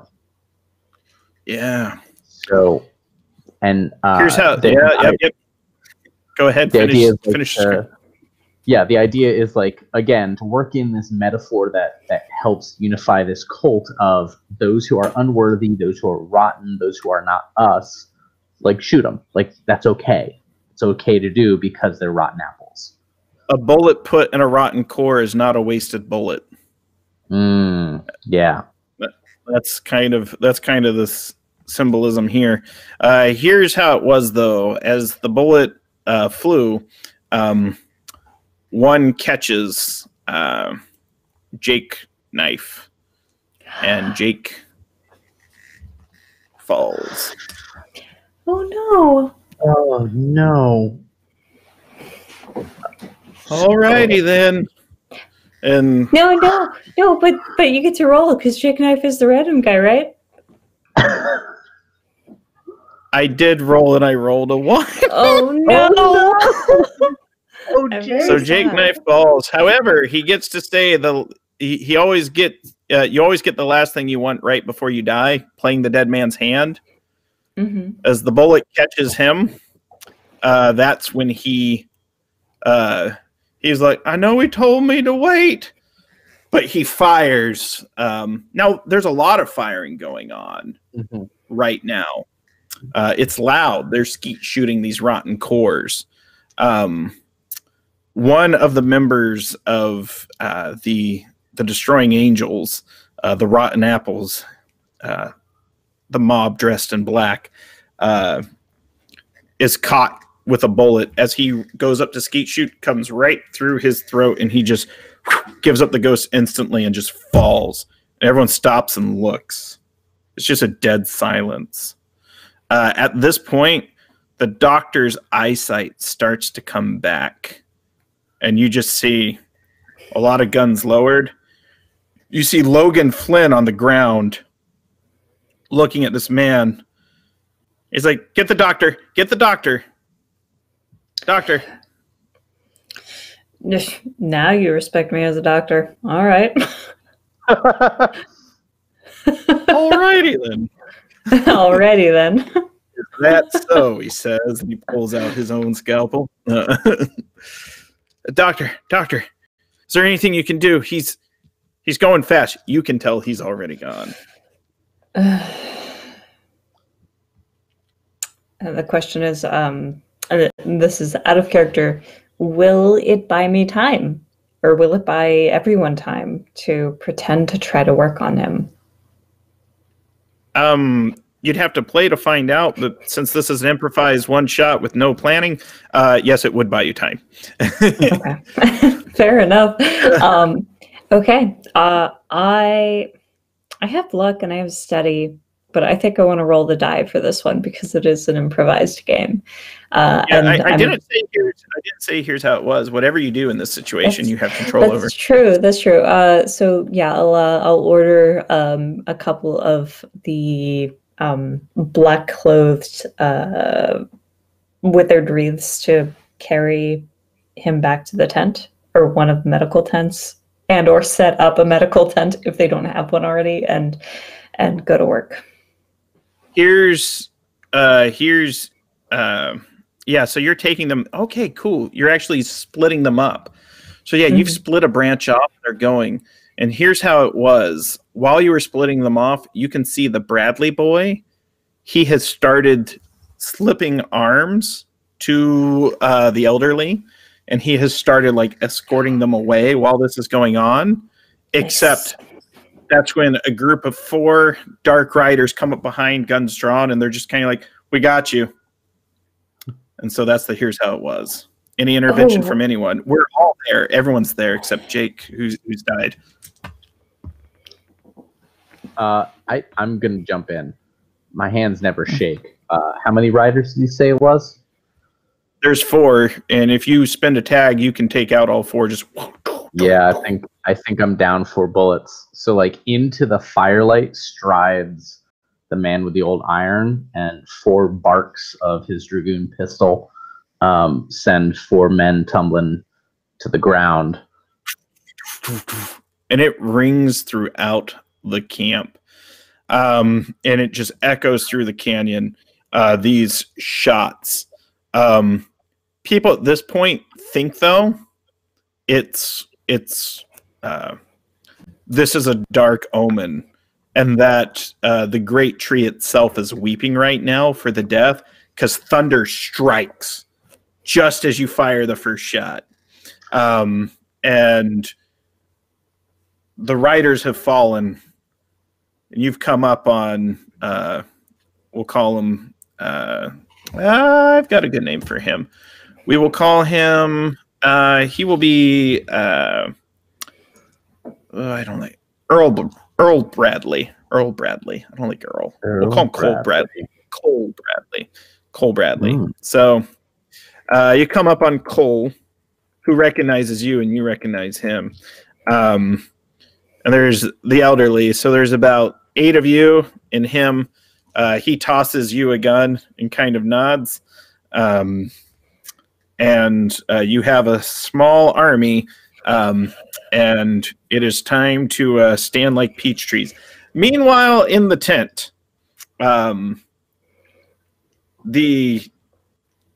those dressed in black are looking at the doctor, and they're kind of looking at each other. They're like, "Doctor, we think he's gone. We've seen dead men before."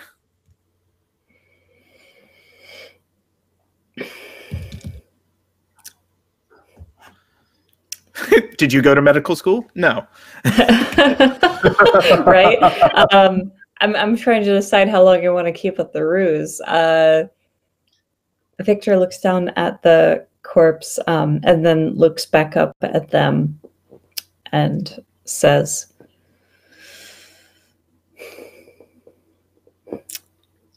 "You know, I suppose you're right. You know more about this than I do.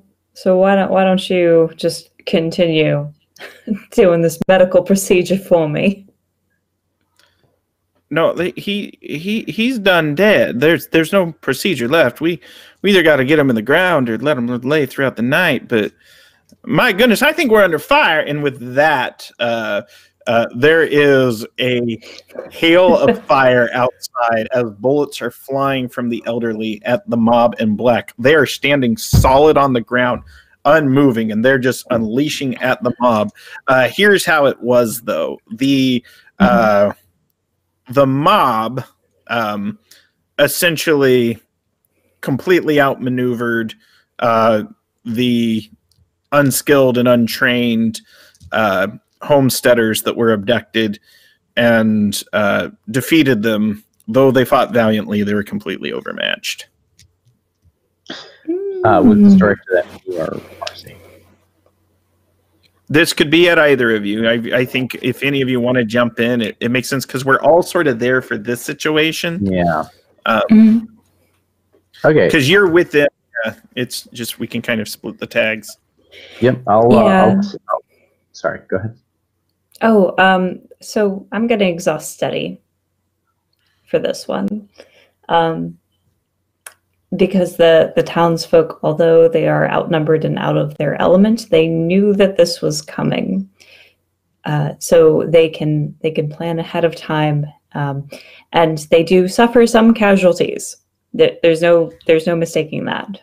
They suffer some casualties, but for the most part, I think that they come out on top, and they're able to escape.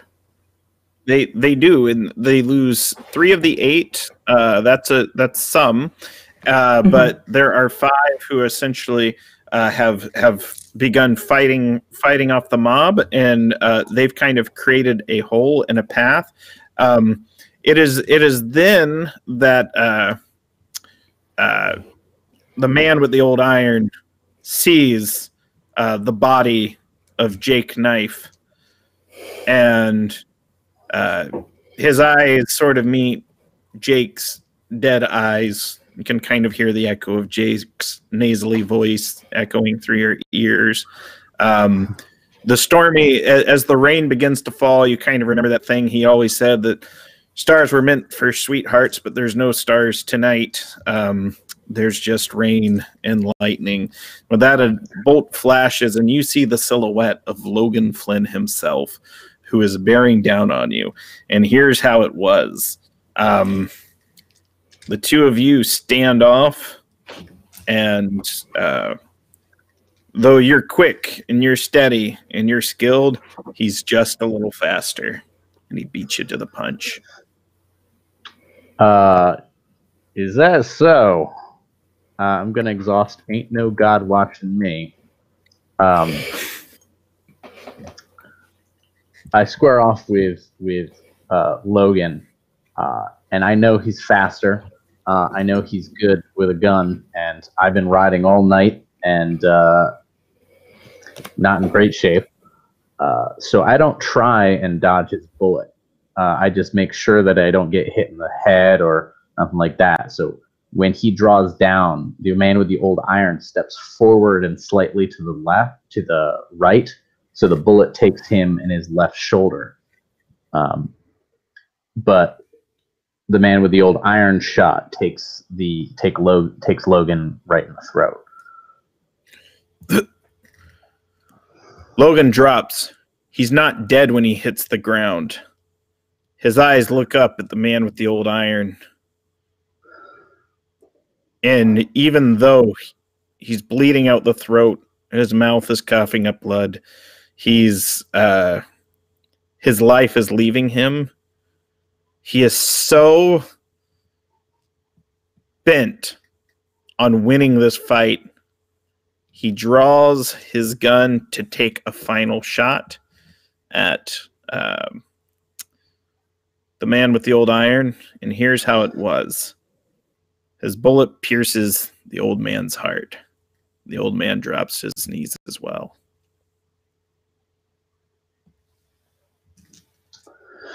I'll take the dead man's hand.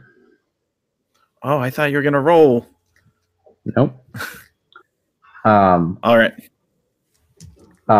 So Logan's like on the ground drawing his weapon, and the man with the old iron just stalks up to him and drags him up off the ground. And that's the first gunshot from Logan. That's right gut shot. That's a death blow right there. The man with the old iron just keeps walking him towards the fire as Logan empties the gun into him. And the last thing that he does before he collapses is the man with the old iron tosses Logan into the fire, so that the rest of the mob sees their glorious leader burnt up with all the dead wood. And so it was. That's exactly how it happened. And Joshua Cooper, born in 1808, to the son of Raymond Cooper and Donnie Mae Cooper, died that day. However, his obituary was later written by young Cole Bradley, who would go on to be a well-respected journalist, but that was many years later. So here's where we're left at. There is a mob that has been defeated. There is an old man that has given up the ghost valiantly, defeating the leader of the cult. There's an army that has arrived to defend towns from attacks and to protect and defend the tree people, the wreath people. Jake Knife is among the stars now. And Cole Bradley approaches Victor Wolf and looks at the doctor and says, "Shall we take the people back to town, or shall we take them elsewhere?"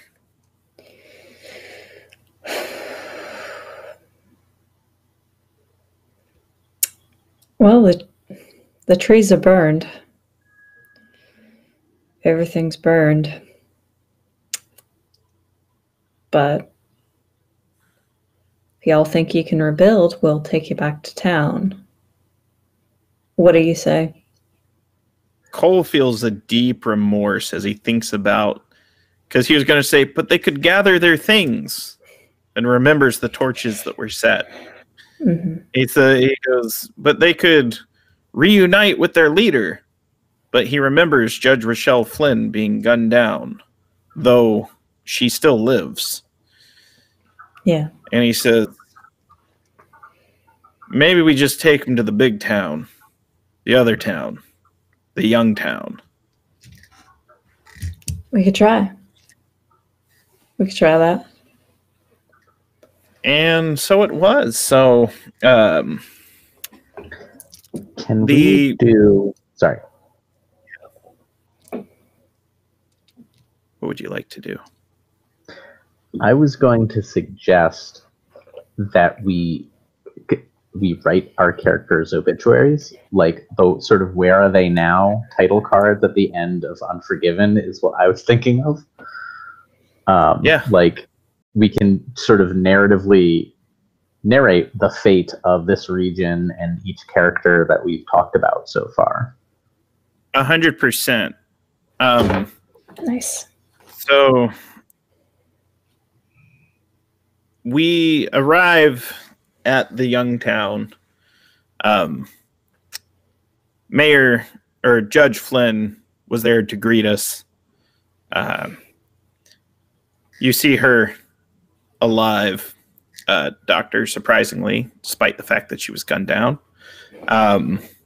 There is a military force there that is protecting the town, making sure people can get in. You are welcomed because the tree folk, just like in Lark Springs, these Wreath people, they're very welcoming. The trees here are plenty. They seem to be growing strong. There's relatives of the survivors, and Deacon Dawes is there to see everyone. Now let's go through some obituaries. Colin, who would you like to start with? I think Bradley Cooper writing the obituary for Man with the Old Iron. Joshua Cooper, born in New Hampshire, age of 19, enlisted with 2nd New Hampshire Volunteers Regiment, served honorably at Gettysburg, and later moved out west. He died with a gun in his hand and is survived by an estranged wife and a child, Eliza Cooper, who would later move on to open a hospital in the same town that her father, that she never met, died. And Marcy, who's a character you'd like to do an obituary for?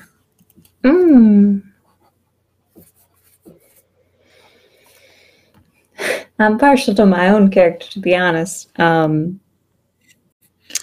I would like to do an obituary for May Bradley. Please do. Yeah. So May Bradley was the daughter. The obituary puts it quite plainly. She was the daughter of Eastern travelers heading out west during the gold rush who decided to settle down in Lark Springs. And when she started the saloon, it was merely to bring people joy, and it continued to do so until her death. And she was known as an honest and hardworking woman, taking several husbands along her lifetime. And I think that's where we leave her. I'll do Old Yoke. Okay. Yoakum Dwight Fitzgerald, third son of Donald Fitzgerald, loving husband, loving father. It is with deepest condolences and sympathies that we announce his passing.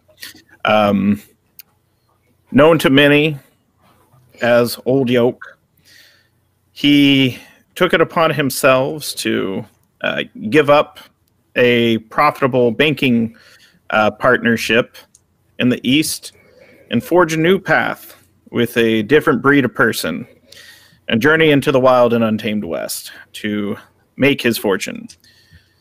He was known as a listening ear. He never shirked a chore. Cheerful in every weather. Found dead, it was later to be known as Little Silver Mine. He was not survived by anyone. That is Old Yokes.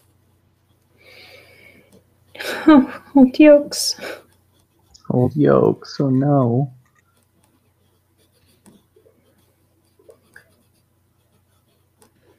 Logan Flynn. This is Logan Flynn's Wikipedia article that was found in 2019. Religious revivalist Logan Flynn, founder of the One True Withered Leaf Church. He's got some ridiculous history. Started as a theater performer in Southern Florida before he was run out by the locals. He later apprenticed a print shop in Chicago, where he was run out for stealing the inks. Later, he went on to plant over 10,000 orchards across the Wild West. That's the only thing they remember. He planted a lot of trees. Controversies. It is said that there was a time in his final days where he broke off from the Church of the One True Tree and ran a group of rascals known as the Withered Leaves. Now, it is said by many that this is mostly a non-serious comical retreat that was misunderstood by many. And then it cites like his apocryphal scriptures that he wrote. And the truth remains unknown. It is unknown how he died. That's the Wikipedia article. It's hard to find the actual obituary, but it's out there. Mm-hmm. So that's Logan Flynn's Wikipedia article. Nice. I'd love to do the obituary for Deacon Dawes. Sure. Deacon Dawes died at the age of 96, having been elected mayor. After he left in his youth, he left the towns that we've described and moved into unincorporated territories to the southwest, and became a mayor there and did a lot of advocacy to getting those towns incorporated into the federal government. He was elected a stunning 23 times as mayor, despite having had very little experience prior to this in any kind of civic government. And it said he always took, every couple of years, a trip back to the community from which he came to visit the graves of Judge Rochelle, a man by the name of Cooper, and a doctor by the name of Wolf.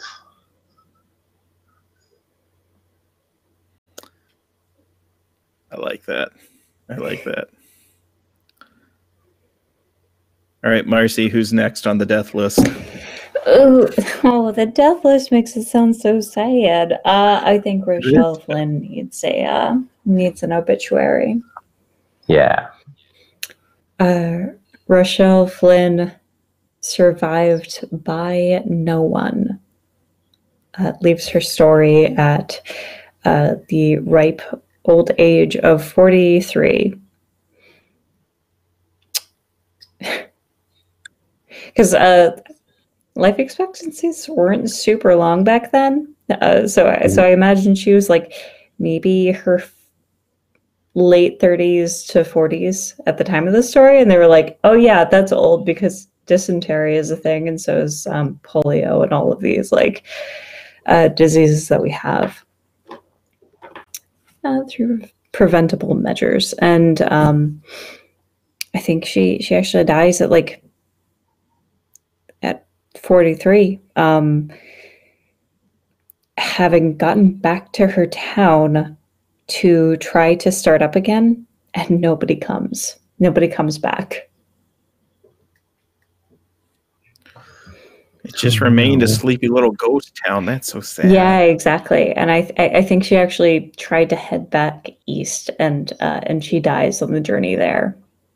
I'm imagining that the camera's like panning along the ground near that single tree that survived, and we're like seeing the various people who are buried underneath the tree.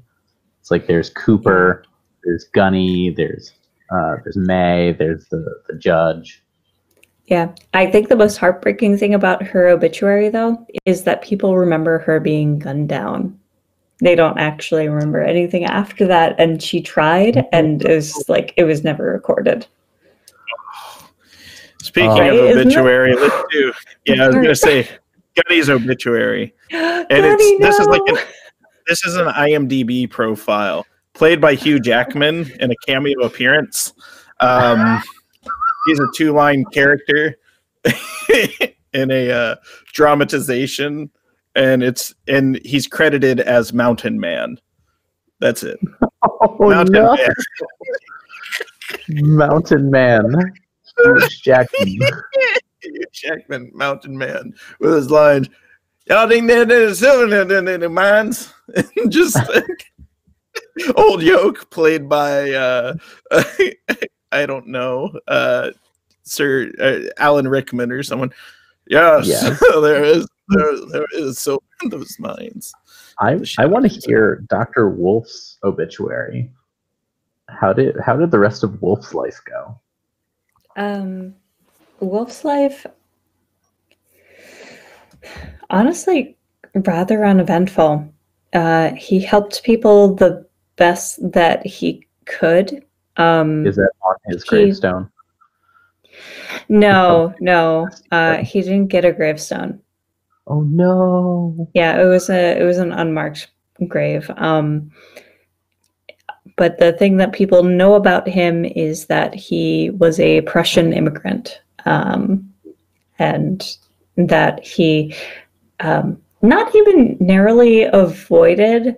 Like, he wasn't super involved in the Civil War.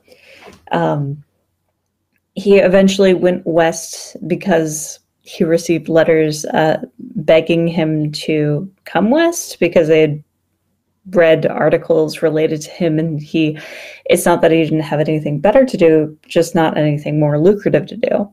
There was an opportunity in the West, and he pursued it. And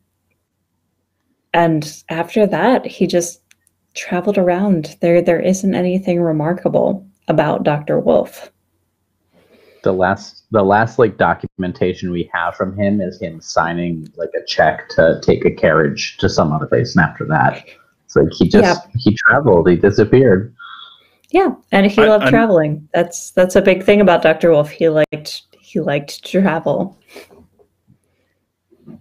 That's great. Here's Jake Knife's obituary. Jacob Sebastian Knife. Yeah, Jacob Sebastian Knife. Gunned down, age 22. Was known. The thing that we don't know about Jake, he was an. Oh no, he froze. Oh no! Well, there's no Grant anymore. I guess we get to choose how. Okay, there we go. Am I back? Hey, there was an issue. Yes, you are. Okay. So there was an issue there. So Jacob Sebastian Knife died at age 22. He was the inventor of 7 different magician's knots.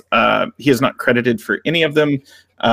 He passed them on and taught them to other magicians in order to receive places to stay. He made his way out west.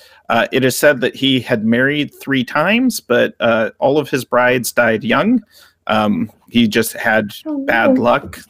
They didn't survive. The West was hard, but he truly believed in love and constantly remarried and tried to have a family. But over time, after losing 3 wives, by the time he was 20, he essentially turned to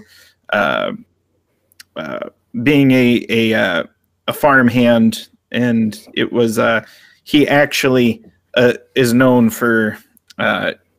There's some connections there in his genealogy. So this is one of those like Ancestry.com family member updates that were updated based on journal entries. It's not an obituary. It's not television. I think some of the best historical records aren't, the microfiche. It's actually finding written journals. My own family, I have relatives that were in the Underground Railroad and things like that. It's not in their obituary. It's in their journal. So the journal tied that he actually helped Old Yoke raise his boys for a few years from the time that he was 17 till he was 20, that he worked on that farm.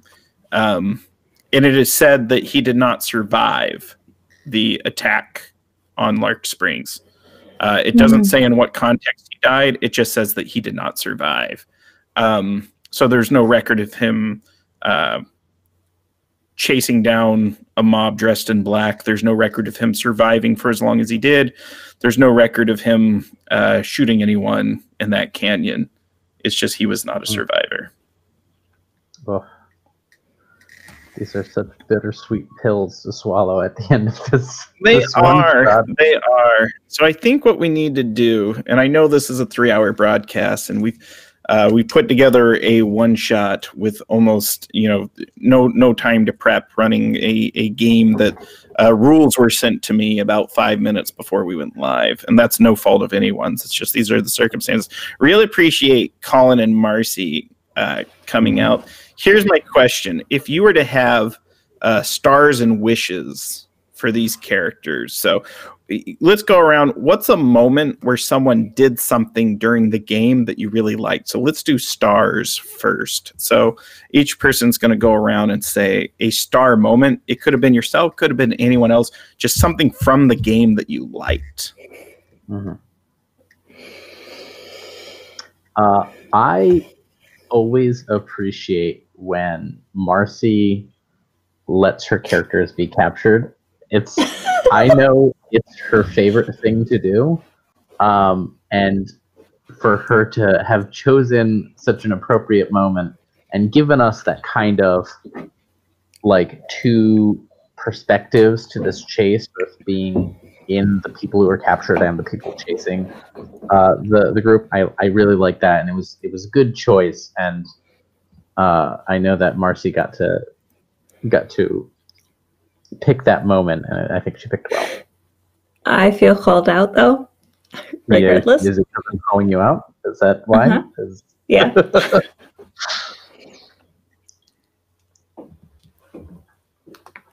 What about Marcy? I honestly enjoyed the moment that Jake Knife basically sacrificed himself. Although he didn't. He instead pulled Benny Hill shenanigans to get away. But I always, I don't know. I just characters that have these moments where they put themselves on the line to further and or invigorate and or amplify the lives of anybody else around them. That's just like, it warms my heart. So I like that too, particularly not just in this system, but any system. This system can be very lethal if you let it, which I think actually plays very nicely, especially in the genre. I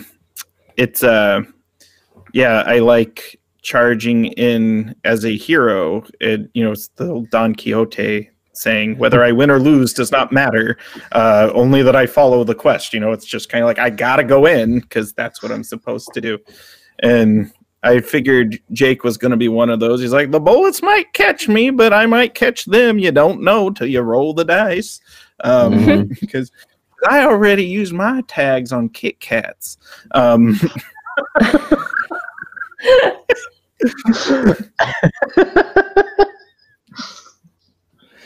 So a star for me was when Marcy decided to not let the family get captured. Because yes, Marcy does let herself get captured in many games, and it's almost kind of like, and don't take this the wrong way, a middle finger to the game master, right?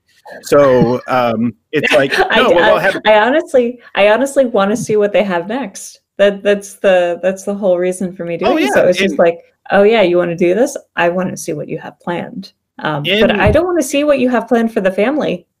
Like, no, I don't either. It's one of those where I figured you would either stay hidden and not get captured and then go up with everyone else because, you know, they're going to come out of town and start chasing after the mob. And that's probably when they'll find you. But I don't mind splitting it because I know the system actually has strength when you actually split people up into different vignettes. And it actually works better that way because then you can focus. Because the way the rules actually work, and we didn't really do it for the purpose of this game, but was opposing people's goals and attempting to reframe the outcomes of the fiction. It's a lot easier to do that when you split them up. But it's one of those things where if someone's going to allow themselves to be captured, I want there to be some sort of stakes. Because otherwise, it's like, what is the reason in the fiction your character would allow themselves to be captured other than they found you? But maybe they didn't, right? You have control over that. So it's like, let's just add that maybe they got the family too, but that would stink, you know? I could never. I could never. And that's a Marcy thing. I don't even think that's a Victor thing. I think that's just a Marcy thing. And it deepened the character when we pitch that scene as a self-sacrifice versus a, you know, throwing oneself into hazards because it's like, what's it matter? In fact, and there's good reasons for that too. Like Dr. Wolf would be like, look, the black leaf people aren't much worse off than these other tree people. They all do weird things. I mean, like I considered it. I was like, okay, they helped me. I helped them in the past. That could be it, but why wouldn't it? And I considered his values and like said, okay, maybe. No, I don't think he'd give him up. No.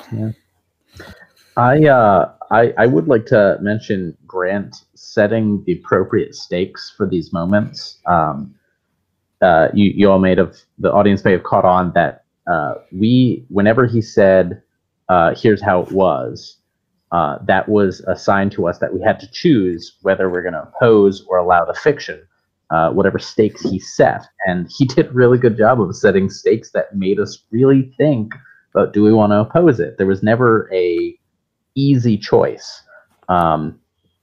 Is the town going to be on fire or not? Right? And it enriched the story because it's like, sure, that town can burn down because it also gives us motivation to not stay in that town. There's an adventure out there. If the town stays, you know, it's like we can take over the town. You're mayor now, old man Iron, and man with the old iron, and Deacon, you get to run the church. Awesome. I always wanted to be a pastor. Let's go around and talk about wishes, though. So, so wishes are something that we would wish for our character's future or this campaign world's future that would happen at a later time. So say we are going to play again. It can be the same setting with the same Wreath people, but, you know, different characters. What's a wish that we would have for these characters or campaign settings? And we don't always get our wishes, but it's important to make them. So, Colin, what's a wish you have? What's a wish? I would love to see indirectly my character's legacy, either exploring his war buddy, the colonel from Fort Wallace, who also served in the 2nd New Hampshire, or like decades later, Cooper's daughter growing up and exploring like a newly industrialized town there's a fight to get a new hospital there, and Eliza Cooper being at the head of that. And what about you, Marcy? I think honestly, I see Victor, and I see this chance at being indoctrinated into the church, and he doesn't take that, especially when it's offered by like such brute force means.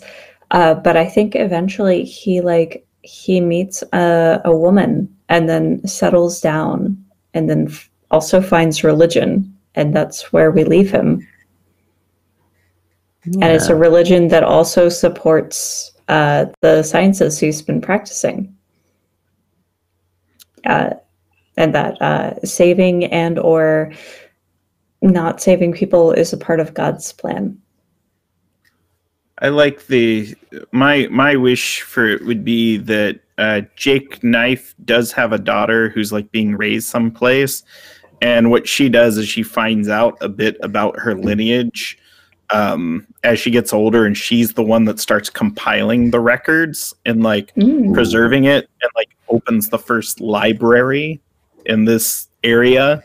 But the library is also like an education center, and she received an anonymous donation every year, and that donation came from Dr. Wolf. Just, here's a check. He knew, and he took care of it. He did. Nice. He I would like have. that.